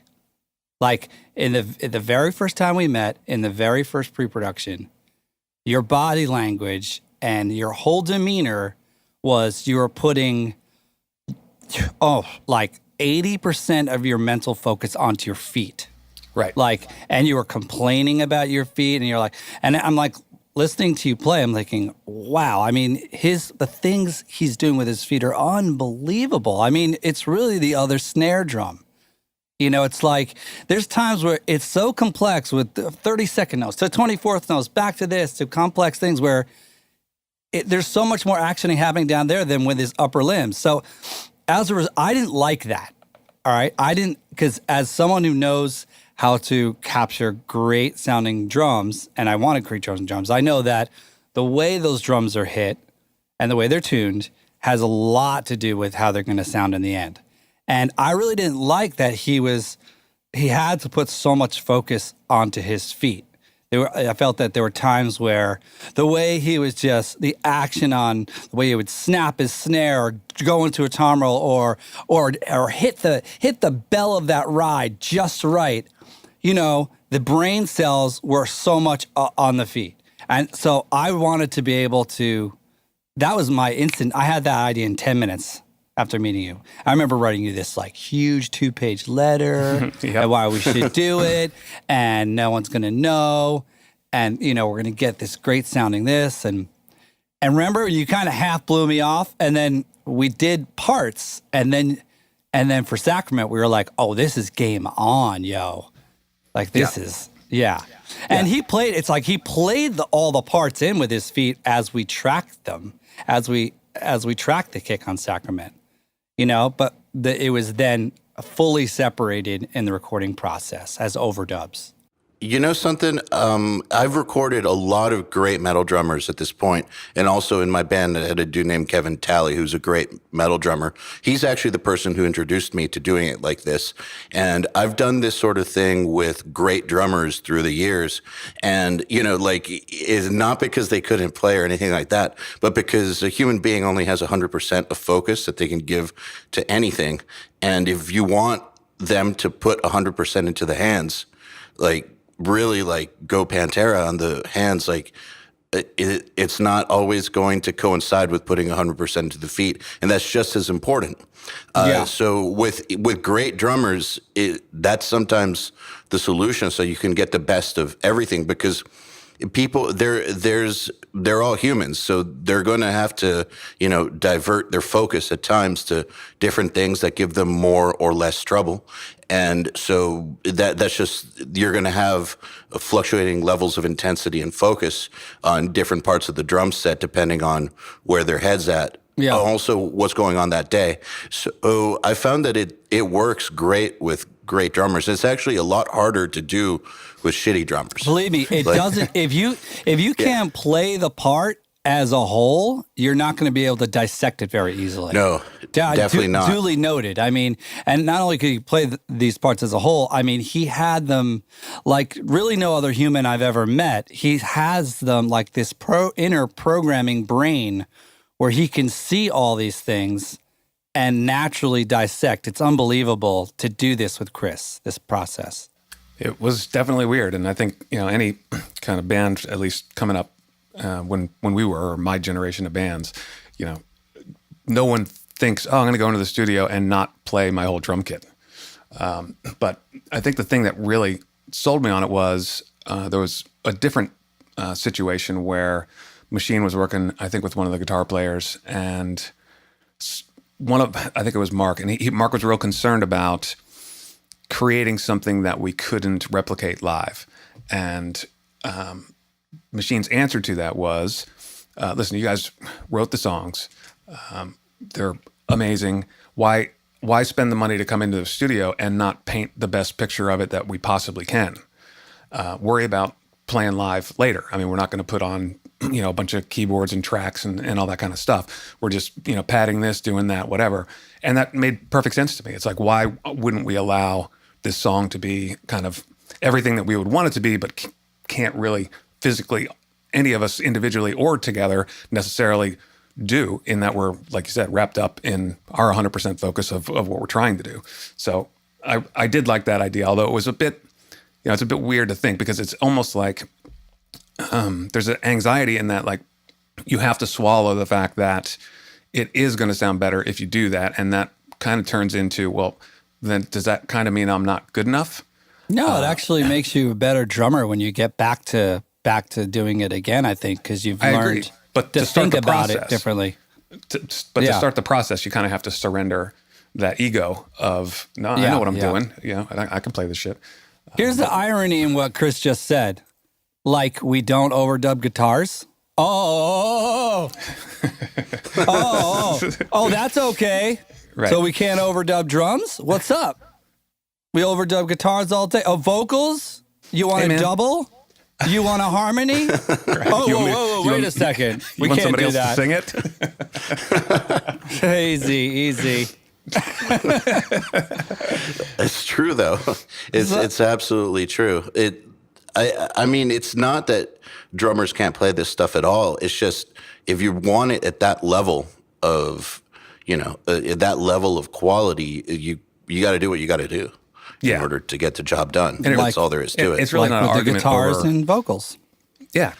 And I guess what I figured out was that it really wasn't an argument over kind of ability. It was, what sound are we going for here? Like, how clean can we get everything? How, basically, how well can we paint the picture? And insisting on maybe not overdubbing guitars, or insisting on playing the whole kit. It's like, you've written these songs, you practiced it for 6 months. Obviously, we know exactly what we want. Now, why don't we just make it sound a lot better than it does in your rehearsal space? Yeah, and like I said, I can't say this enough. The only guys I've been able to do this with are some of the best drummers in metal. Like, I've not been able to do this with the guys that come in and suck and can't play their songs or whatever. That's a whole other thing. But like, the only guys that can pull this off with are dudes who bring it. Absolutely. Yeah. So Definitely. Yeah. Normally, I wait till the very end to ask audience questions, but a lot of these audience questions are about what we're talking about right now. So I figured that just to keep things on topic, I'll ask some of them right now. Sure. So here's one from David Velez. He says, the final drum sound on the record, how close is it to the original drum sound you had in your head before you started tracking? To put it another way, did you keep trying things until you got the exact tone in your head? Or did you keep thinking to yourself, we can make it better, we can make it even better, until you couldn't make it better anymore, even though that wasn't what you were aiming for before you started? I ask because I don't think I've ever nailed what was in my head before I started tracking, but alas, I am a mere mortal. So my message to David is, we never, ever finish mixing. We surrender. Does that make sense? Like, it gets taken away from you. I push and push and push, and I know I've got the idea in my head, but I can't at the exact idea. I just know what I'm going for, and that goes for a lot of creative people, especially perfectionist types of people, like you see commonly in metal, and certainly and definitely in Lamb of God. So it's like, I've come to the point now where, since when I started, it was very expensive to keep trying and do recalls. Very expensive. Hiring big studios with big consoles, recalling. Now there's a different world where we can try and progress, and I've adapted to that world. It had to. And that's why I just say, it's like, look, I just realized that to answer David, I'm always pushing to make it better and better. And I just realized with a lot of things I do that I have to have the personality and come to the point where I just say, I'm not done. I just surrender, and it's cool, and I'm cool with surrendering. Yeah, and on my end, Chris Adler, on the other hand, does not surrender. no, that's not true. It may not have been then. And I think, experience kind of builds this ability to know that, I'm listening to these performances back in the control room, and does it sound like the drum sound that I want on the record? No, it doesn't. But I know now that as long as we have these really clean individual things, that in the mix, there's going to be a ton of stuff done to this to have it sit properly and have even everything out, and maybe you'll be able to EQ each thing to a point where that's when, as I guess, coming from the drum kit into the control room, I know you have to know. I didn't when we were kids, but you have to know that that's not the end. It's going to go from there into a whole nother process that's really going to kind of polish everything up. Not knowing that, and I think what was it David just asked, if you're kind of on a low budget and you do the drums and come into the control room, don't ask yourself right then, if you trust the person that's going to be working it after this or mixing it, if it's perfect for the record, because it's just definitely not going to be. It might sound cool in the studio speakers or whatever, but it's far from the final product. Yep. Yeah, I totally agree with that. So here's another one from Colin Pompey. Can Chris or Machine go more in depth about the process of choosing tempos and feel of a song during pre-pro? The idea of shifting tempos is foreign to me. What goes into identifying a good spot for this to happen? Wow, that was one of the coolest things that I remember from both of the records that we did with Machine, in that the band was very hesitant to set a BPM for a song or a part. And what Machine was able to offer us was that in pre-production, just kind of set up a very general kind of miking system in the room so we can get the idea of the song, and then we can all sit and listen to it and talk about it, take it on, burn it to a CD, take it in the car or whatever. But at the same time, there were these parts of the songs that, very, as the band played it, as we had written it, would kind of ramp down or ramp up, and it really gave to us, in straightening it out, attempting to, it really kind of lost the feel. Like it was no longer that kind of tension of what is coming up. And so what Machine was able to do was take these demo tracks in Pro Tools and kind of draw a tempo map to it, so it wasn't kind of sterilized from the feel of what the band was naturally doing. And then we got to work from there. And then we got to play to that, Right. those clicks. And then we got to even better it in a way, and listen back and debate over transitional tempos or let's drop it, let's drop this part down. And we got to, come back to pre-production with fresh ears and really know that we had the right energy flow before we were going to go into the drum studio, which is really nice. This is one of the many wonderful things about pre-production, is that you can do all that and learn all that. And yeah, even in the guys, in the band's mind, we don't know that, this part's coming up, so let's, as we're playing, everybody increase by 3 BPM. But when it happens kind of naturally, then you can go analyze it, see it, and then either accentuate it or get rid of it if that's what the band doesn't want to do, didn't realize they were doing, that kind of thing. So it's really nice to have that process in play where you can really sit back. And I mean, I know most bands don't have time and money to have a producer sitting around for 6 weeks working on stuff like that, but we were fortunate in that we did. Technology's caught up. It's crazy now with Elastic and all that shit. But at the time, we had the ability to do it, and everything's kept sounding better and better and better. So it was a really great experience. If you think about it, lots of the best metal records of all time were done without a click, and lots of the energy on those records comes from, speeding up in the drum fill into the next part, or it getting slower when it goes to halftime, or whatever it is. A lot of these classic records have those natural ebbs and flows that playing to a click destroys. It just does. And so fluctuating these tempos per section of the song like that is the way to get around that. around that problem, I think. Yeah, and I don't think we set anything up necessarily on purpose to have that effect, but we were able to capture kind of the natural flow of the tunes in that way, and use that to do exactly what you said, not sterilize the whole thing. Yeah. And also, you got to add one thing to this. Like, Chris is a player, like when you commit to a tempo, right, it feels good to him. He's a player that his playing does not suffer whatsoever when he's playing to that click track. There are many, many drummers, they don't rehearse that way, they don't grow up that way, and they get to a studio, and click track is new to them, and they may not realize this, but they start hitting their drums really poorly. Because their brain's going to the click track. So this is absolutely not Chris Adler.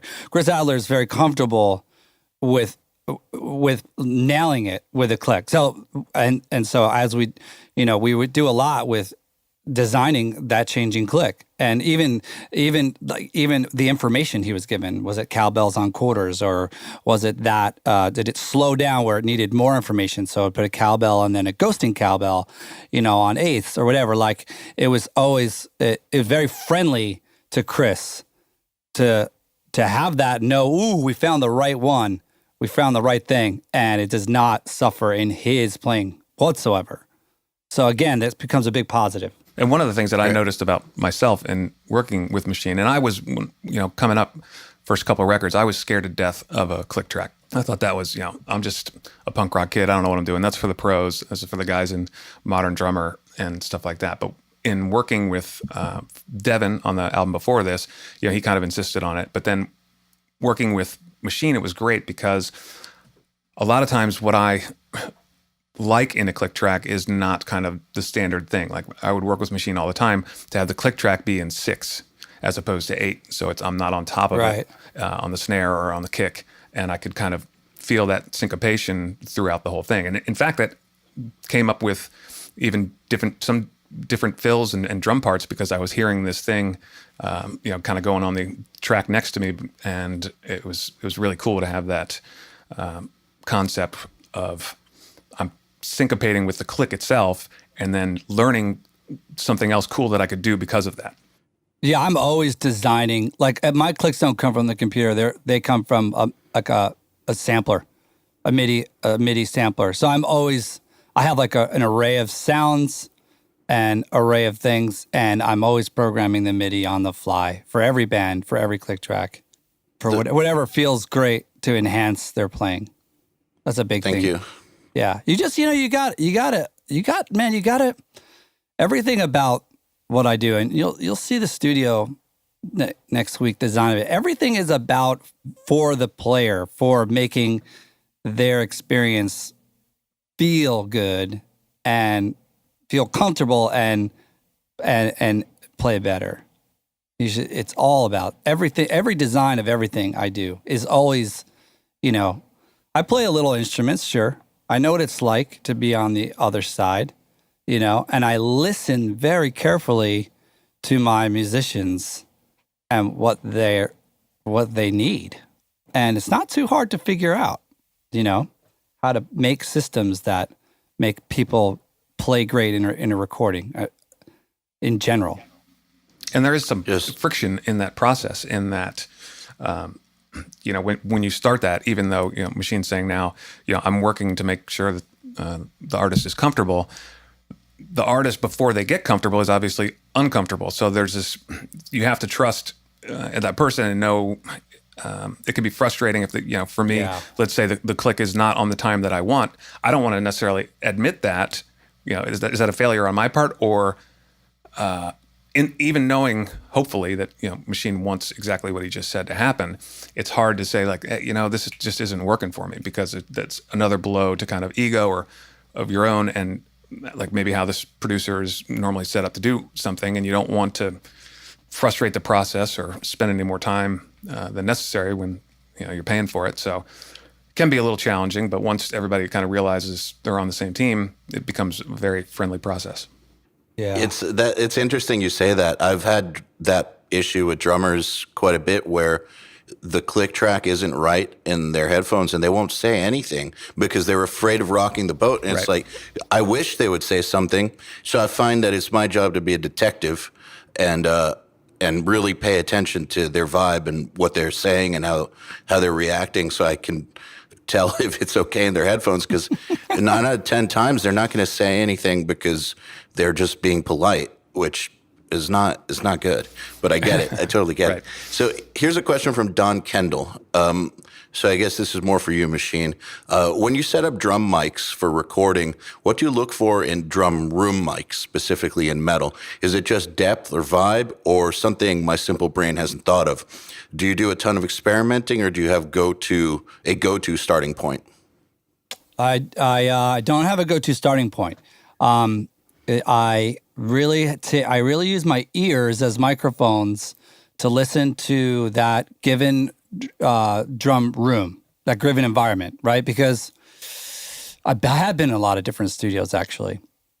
So when we're talking about room mics, they're capturing the sound of the drums as they are interacting with the room. So the room is part of the sound. So the best thing you could do, this is like ghetto logic.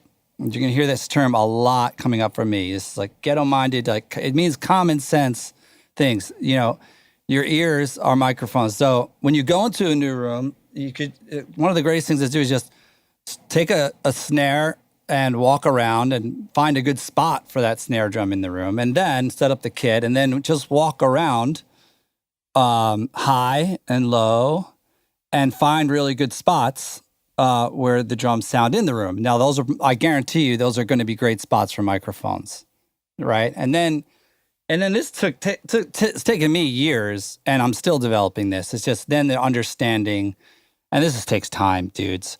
I mean, just understanding the character of different microphones. The ribbon, these coals or these ribbons are going to be really cool down here. And then, the many steps I can take with them later in the mix, and so on and so forth. Or when an overhead, 6 feet, 10 feet above the kit, with this kind of mic is going to give me this. That just takes time, experimenting, trial and error. You guys are lucky because you've got these great shows, like Nail the Mix and URM Academy and all this YouTube shit. And you can go just see what everyone does. And you get a big jump start on trying it yourself. And there's nothing wrong with that. I didn't have as much as that. I tried and failed and learned fast and got to use my ears more. And it's sort of my personality to just do more of that. By nature, I'm just a scientist. But I got to answer Don's question. So Don, I got you sorted about how to figure out the room, right?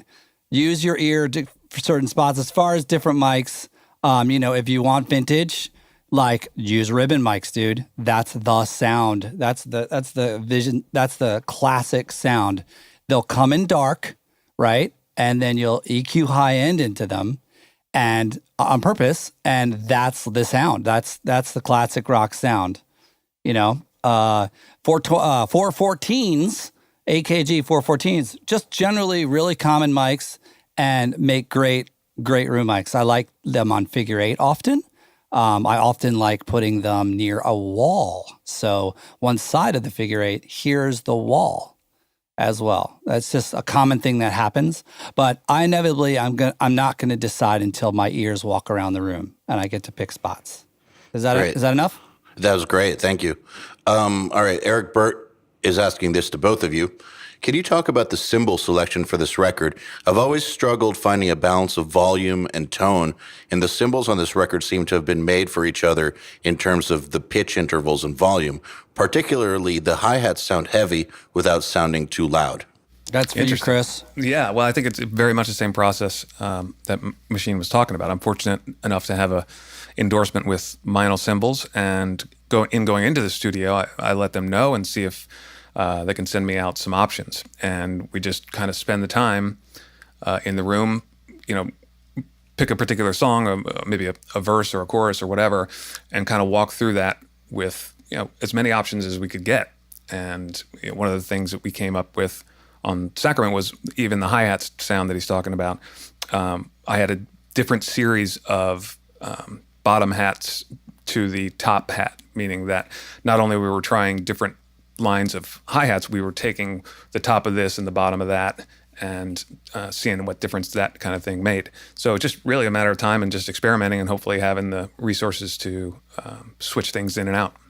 And you're lucky to be endorsed by absolutely one of my favorite cymbal companies. Yeah, Vinyls are awesome. They really are. Yeah. I didn't quite get it at first. And then I realized later, like with certain guys coming around, it was like with mine, I was like, oh wow, these are awesome. But And to they me, made I don't huge- remember them. I don't remember them as a kid.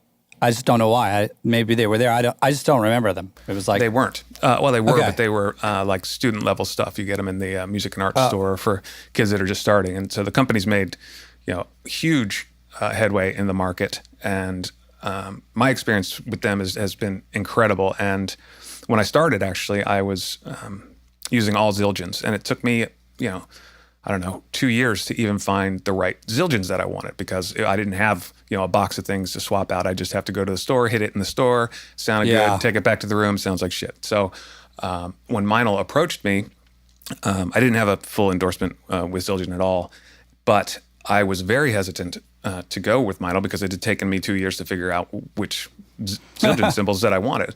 And he said, okay, yeah, no problem. Let me send you some anyway, and blah, blah, blah.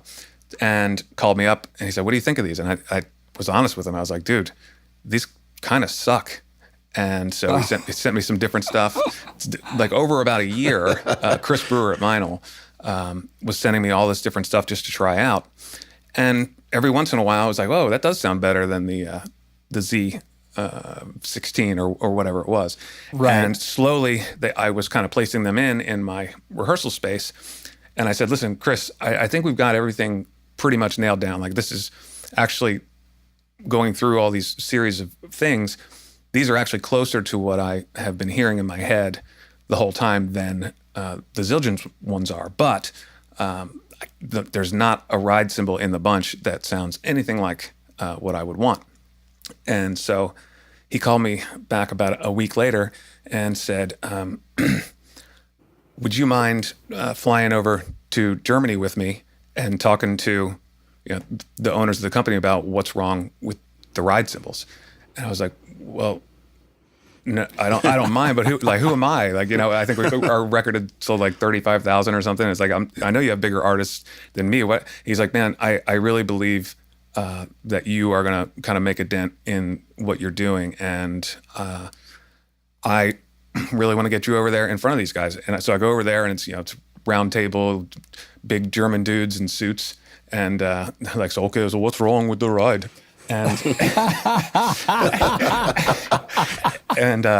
well, I thought was amazing. What is not metal enough about this ride cymbal? But they are made from metal.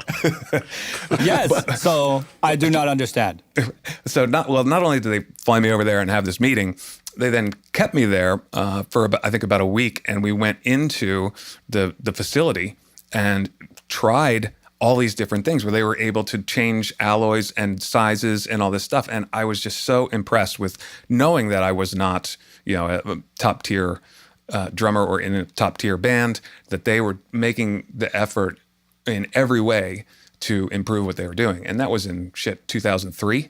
So obviously it's come even further since then. And I think every cymbal company makes a great line of cymbals, but the relationship I have with them and their proof of dedication to their product really impressed me. And I wouldn't even consider changing ever. I don't think you can go wrong with any of the big ones, but I can just say specifically with Meinl, it took me a second to catch on because I guess my studio was endorsed by Zildjian, and the drummer in my band plays Zildjian, and my brother, who's a drummer, played Zildjian. So it was just, that's what I was used to, and I had spent a long time getting to know what I liked. Yep. Through in a recording with those. But more and more drummers would start coming through that had Meinl endorsements. And so I was forced to start using them. At first, I wasn't sure because it was different, but over time it grew on me. Now I fucking love them. Like, they're great. I think they're phenomenal. I had to figure out what, how to work with them. And I think they're fantastic. Yeah, it's basically, we're telling the same story. Yeah, that's just echoing it. So, All right, here's one from Jason Alford. whose idea was it for the typewriter sample on the kick? That was brilliant. It blew me away. Mine. All right. I mean, so look, here's the thing. In my planning and education for recording Lamb of God, I was, I asked for records to learn about metal. And one of the ones about like in the category of records to learn about production, I go like who's the most mind-blowing metal production? One of those was this band Meshuggah, and I was very, very envious of their kick sound, and it was so cool sounding to me, and it was so signature. The most important thing, so signature to that band, and I wanted so badly for Lamb of God to have that. I thought they were important enough, and Chris is a legacy drummer in the making. I'm like, I think it's really important that Chris has a signature kick, such an important instrument in metal. So, and we tried so hard. I mean, Chris and I, we like taped things to the kick drum. There were so many failed experiments to finding what's going to be our signature thing. So when you put on that Lamb of God record and you hear this awesome drummer, you know it's him. And it's all based on failure. And basically, and then I just started listening, just realized, this attack. I mean, I sampled this, I sampled that. I tried taping this to the kick drum, that to the kick drum. And I just realized to myself, I was like, a lot of this, what this actually is when I listen to various records, that attack portion kind of sounds like one of those old school typewriters. Like, that's kind of what it sounds like. So I was like, let me go to the internet and download it. Tick, tick, tick, tick. I was like, and then I blended that in, and that sounded really metal to me, in with the regular kick drum sound, and slightly unique. And yes, it happens to be an old school typewriter sample. Wow. I thought the question was facetious. Did you know, Chris? Did you know that I did that?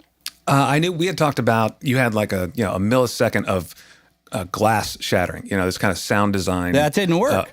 Right. And yeah, what Machine and I actually had a conversation about this last week, where he said basically the same thing. I was really going for that Meshuggah sound, which of course I love as well, or your own Meshuggah sound, but like, yeah, right. Well, what we got to, even with what Machine just said, was getting to that what ended up being a failure. And he was telling me, I kind of feel bad. I wish it was. And I was like, dude, like, it's not. If we had achieved it, that exact sound, then there would be nothing special about what we did. So our failure was actually the biggest success we could have had. Well said. Yeah, absolutely. As how many things are invented, by the way, by failing. Yeah, sure. And you get something else. But yeah, I mean, I wasn't, Meshuggah was a guide, and it was a guide because it was so stand out and so signature. But the intent was never to copy Meshuggah. I just wanted, the topic was to have our version of a signature sound. Right. And that had the presence and the character, like how that one was just so cool. It was a challenge. We did it. Yeah, definitely mission accomplished on that. So, sorry. I think so. So, all right. So moving on past Sacrament, a few things I just want to cover. And Chris, you said you had some sort of announcement, so I want to make sure that we don't forget that. So I'm just wondering if you want to do that now or later. Now's fine. So what's on your mind? Well, in that I'm not very good at sitting around doing nothing. So if the band's not on tour, if we're not writing, we're not recording, I'm still playing a lot of drums, going to the gym a lot, but I kind of find a lot of downtime, and I don't want to allow myself that and get in trouble or something. So I've been thinking about it for a while and just kind of waiting for the right band to kind of come around. But I worked for a long time. A product manager and digital sales guy at Epic Records is a guy named Jason Leckberg. And I know Jason. Yeah. He's great. He's been on the podcast, actually. Oh, cool. And we keep in touch, once a month or whatever. We send each other a list of bands like, oh, have you heard this? kind of thing, and then we'll kind of debate back and forth. And I guess it was about a month ago, I was having one of those calls with him, and we both at the same time said, yeah, I don't really have a list this time. I just have one band. And he's like, that's crazy. Me too. I thought, well, so the band that I was referring to is this band called Discarnate from the UK. And they're sick. Dude, I have not had goosebumps like when I've listened to their newest record since I heard Symbolic. And every time I listen to it, it's still like just goosebumps over and over. So he and I are talking about this. We both independently go out to see the band, who totally crush it live as well, and get to know the guys. They're super cool. They're super fun. But just talking to them about, the things Jason and I know about, and they're still a fairly young band, and realizing they really don't have a team of any kind working with them. And the drummer's doing much of the work. They are signed to a small label in Florida, but there's really not anybody kind of behind them. So Jason and I decided to start a management company just for this band. It's called Kintsugi Management, and we're heading down to Florida to talk to the label people. We've had meetings with everybody else around they're in the UK where they are, and the people they have over here in the US, and we're starting it up, taking them on. We've done the deal with them, and really looking forward to working with these guys over the next couple of years, in that we both know most of the potholes around the world, both in business and touring. And I really want to help these guys because they are incredible and they're still friends. And I see them, playing to 12 people for a bag of chips. And it's like, man, that shit will burn you out so fast. And there's so much talent in this band that I want to kind of help ensure that they have the ability to have somebody else kind of doing the fighting while they can continue to be friends as long as possible and keep writing stuff. That's awesome. Jason actually showed them to me maybe a month or two ago. I heard them, and whatever song it was, I listened to it like 10 times in a row and was like, this is fucking great. And I hit him up immediately and was like, I want them on Nail the Mix. I don't care if they're not huge. I want them on Nail the Mix. And Jacob Hansen, the guy who mixed it, he's phenomenal too. So like for not being big, they sure found a great mixer. But I hadn't heard something that fresh in a really long time. Yeah, it's like they have I don't want to continue the process of more and more subgenres, but they've got this kind of death groove thing going on, and they totally own the lane. I mean, there's nobody else doing it like this, and the songs are just undeniable.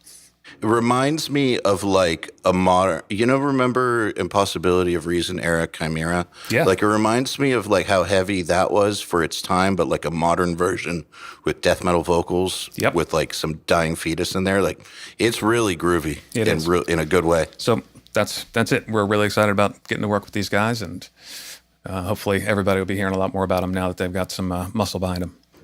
That's killer. So speaking of that, you're not liking to stay idle. One thing that I've heard about you for years now, like way back to like even 2005 when my band almost signed to Prosthetic, and EJ, the main guy at Prosthetic, was telling me about Lamb of God. He would basically talk about you a lot. He'd be like, Chris is the business guy in that band. Like, that guy's a brain. Like, nothing would be happening unless without his mind. And he'd like say things like that. And then, and I paid attention to that. And so I remember a few years later, like the producer edition or whatever it was called for Sacrament came out. I was like, wow, that's a really good idea. That was way ahead of its time.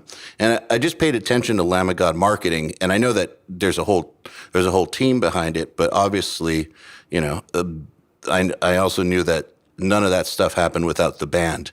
None of that happened independently of the band. And the guy told me repeatedly that you were the guy in the band who was behind a lot of that stuff. And so I followed you, and so you're avid clinician, and I heard that you and your wife, I don't know if you guys still do this, had started a company that ran fan clubs. Yep. For bigger bands.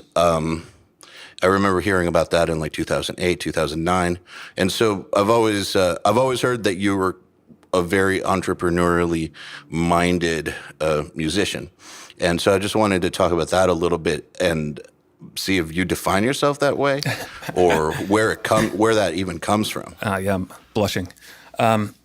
Certainly part of it is not wanting to just be idle, but it's from the outside, I'm sure, as we all know, this whole thing is a lot more glamorous than it is on the inside. So a lot of the things that I got into were certainly creative ideas, but they were out of some necessity of having either the band stand out a little bit and doing things a little bit differently, taking tours, putting tours together that some people would say, didn't make sense, but it allowed at the time kids that were coming to our show to not see basically the same band 4 times in a row, having other bands on the bill, and also expanded our fan base quite a lot by turning their fans on to kind of who we are.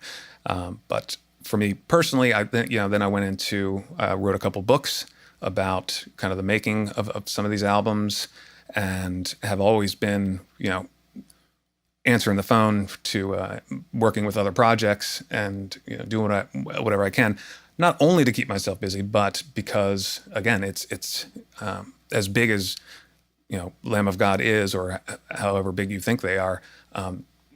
We are all kind of just a couple days away from getting back on the roof or being a bartender or finding the second job. It's just really, by the time everything kind of trickles down and then is divided by 5, there's just not a lot there. So, I got to eat, I got to pay the rent, I want to feed my kid, make sure she's, got her school supplies and shit like that. So it's far from lifestyles of the rich and famous.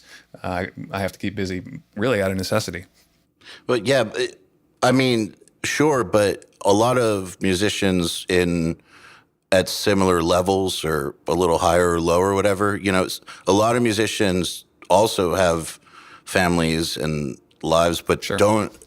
don't do all that stuff. Like, they just rely on their bands, which I think is really stupid. But I've learned that I can think that it's stupid, but I think that some people are just wired to be entrepreneurial and some people aren't. And you can't make someone be that way. So I just think that some people just have that in them, and I think some don't. We may have talked about this a little bit earlier, but in even talking to my mom or dad about the same kind of thing, I've always told them that my brother Willie is incredibly talented.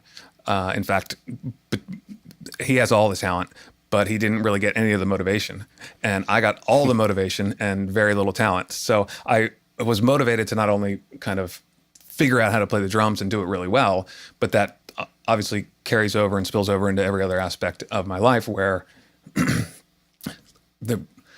don't know, man. I think you're right. I guess I'm wired that way. I just can't sit around and play games or whatever. I'm very interested in finding a way to navigate this creative endeavor and keep us all afloat. One thing I know that it's like this for me, and I've talked to a lot of people who are also wired this way, but I mean, honestly, I have big visions for the future, always have, and have always followed whether or not people told me they were unrealistic. If I logically could see them working out, if I could reconcile it with my own doubts, but at the end of the day, one of the biggest motivators for me is abject fear that this could all fall apart and I'd have to get a job, or, like, bad shit would happen. Life would fall apart. Like, it's just this never ending fear of just things going away. Right. Yeah, I absolutely have that too. I mean, there's no 401k in this. There's no monthly salary. It's really based on whatever work you put in. Hopefully, you're able to take something out. But like you said, if something goes wrong, somebody breaks their wrist, falls off a bike, like whatever, it could all be over very, very quickly. Hires a hitman to kill their wife. You never know. Sorry. Had to go there. So I'd like to just interject for anyone like listening that's thinking about being more entrepreneurial, right? Because like in Chris's story about Willie saying he's not motivated, but like, I mean, Chris, he's motivated. Like, he has times where he's more or less motivated. But I think because I see so many guys, and they're getting into so many things. I just want to say, like, one from experience and life experience, one big key thing that was left out here was one's ability to handle multiple moving parts. So some people are motivated, and some people are, like me, are extremely motivated. But then there has to be the CEO mind factor, which is the ability to handle multiple moving parts, right? And that doesn't mean that you're stupid or not, because you have to be very OCD and very super focused if, say, you wanted to be a brain surgeon or a rocket scientist. You couldn't even pass the courses or get there. But some people, those same people, could not be CEO of a company and deal with multiple moving parts and see more things from the outside, or be able to surrender faster, or blah, blah, blah. And that is another type of smart person. So yeah, in addition to like motivated, it's one's ability to be able to juggle like that, to be able to, their brain wired to be able to handle those multiple moving parts. I've heard it referred to as T-shaped. I'm going to probably say this wrong, but either T-shaped people or I-shaped people.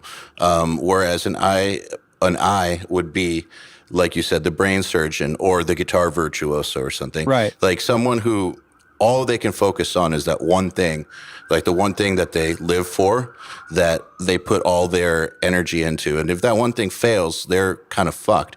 But they're better at that one thing than anybody else. And then you get the T-shaped person, which is more like what I am, where pretty good at like one main area, which is, music. Like, I'm a pretty good guitar player, but never even close to as good as like the really great ones. I was pretty good at mixing and engineering and all that, but never as good as like the really great ones. But I can envision multiple things happening at the same time in the big picture and know how to get things going and all that. And that's what you mean by the CEO mind, I'm pretty sure, is what they would call the T-shaped person. Right. Where right. there's the one main thing, but then there's several other things that they can do as well. That, I mean, maybe they're not the best in the world at them, but they know how to put them all together in a way that works for moving things forward. Right. And then you've got Chris Adler, who is the best at one thing and T-shaped. So what's up with that, Chris? Freaks. What are you, a fucking Martian? Freaks in nature. Well, I don't get a lot of sleep, so. Yeah. And you're motivated. And I didn't. And you're so motivated, it's scary. I didn't mean to insult Willie. Obviously, he's motivated to be an incredible guitar player. It's just in comparison. Yeah. Yeah. And maybe he just doesn't want as many moving parts. And a lot of, it's a struggle. None of it's easy. So if you are that I-shaped person and things are going well, why create the frustration of trying to do something else? Yeah. And it's hard to, if you want to be like, say you want to be a guitar virtuoso, like there really isn't brain power for anything else. I mean, you got to go all in. Like you can't really do anything else. Right. It's the same reason for why the guitar virtuosos are not like the best writers, for instance. It's not that they're not talented enough. It's just they chose to take those hours of the day that they have for creativity and put it into guitar playing. That's, they can't really focus on business too much, like, or else they're not going to get their practice in. Right. And if they don't get their practice in, they're not going to be the best. So, and that's something that people ask at my clinics, and something I started talking about, where I get asked a lot, like, who do you think is the best drummer in the world? And I always say, I don't know his or her name, but I'm pretty sure they're in their mom or dad's basement practicing 24 hours a day, and no one's ever going to know who they are. Right. So there has to be a point where you kind of open things up a little bit, and maybe that is a bit of a detriment to being, the world-class player. But again, what's the point if you can't get out there? Yeah, kind of no point, in my opinion. at least for me, Right. personally. I mean, Right. maybe there's some self-satisfaction, but it's not going to get you very far. Correct me if I'm wrong. I think that I saw you say somewhere that for you, drumming isn't so much about drumming. It's more about a means to an end and being able to like perform the stuff that you're working on rather than like the person who just like is all about drums all day long, 24/7, doesn't matter what, just drums. Like obviously you worked your ass off on drums, but it was more like, I'm playing these songs on this tour, like get awesome at these. Is that accurate? Did I read that correctly, or am I inventing that? I'm not sure if I've said that, but I've never really, I think we talked about this earlier as well, drums really aren't my thing. I don't have a favorite drummer. Well, I guess Stuart Copeland would be, but I really play drums the way that I wish I was able to play guitar. It's not necessarily my passion. I mean, there is a lot of pride in what I do, and I want to be as good as I can, but it's almost out of necessity because that's what this band needs. And prior to this band, I was playing guitar and bass. So starting playing drums in this, it was, well, we need a drummer, and then me not wanting to be embarrassed as a shitty drummer, so busting ass to put that together, but also keeping my day job, which at the time was an IT job, and blowing up the band online as much as I can on all the IRC boards back in the day, and starting to talk to labels, management companies, that kind of thing. So, Yeah, Chris Adler's really entrepreneurial. Matter of fact, he got the deal in Epic, and that's when we met in the hotel. And then we're literally kept his IT job, literally right until I think I very first came for pre-pro for the very first record.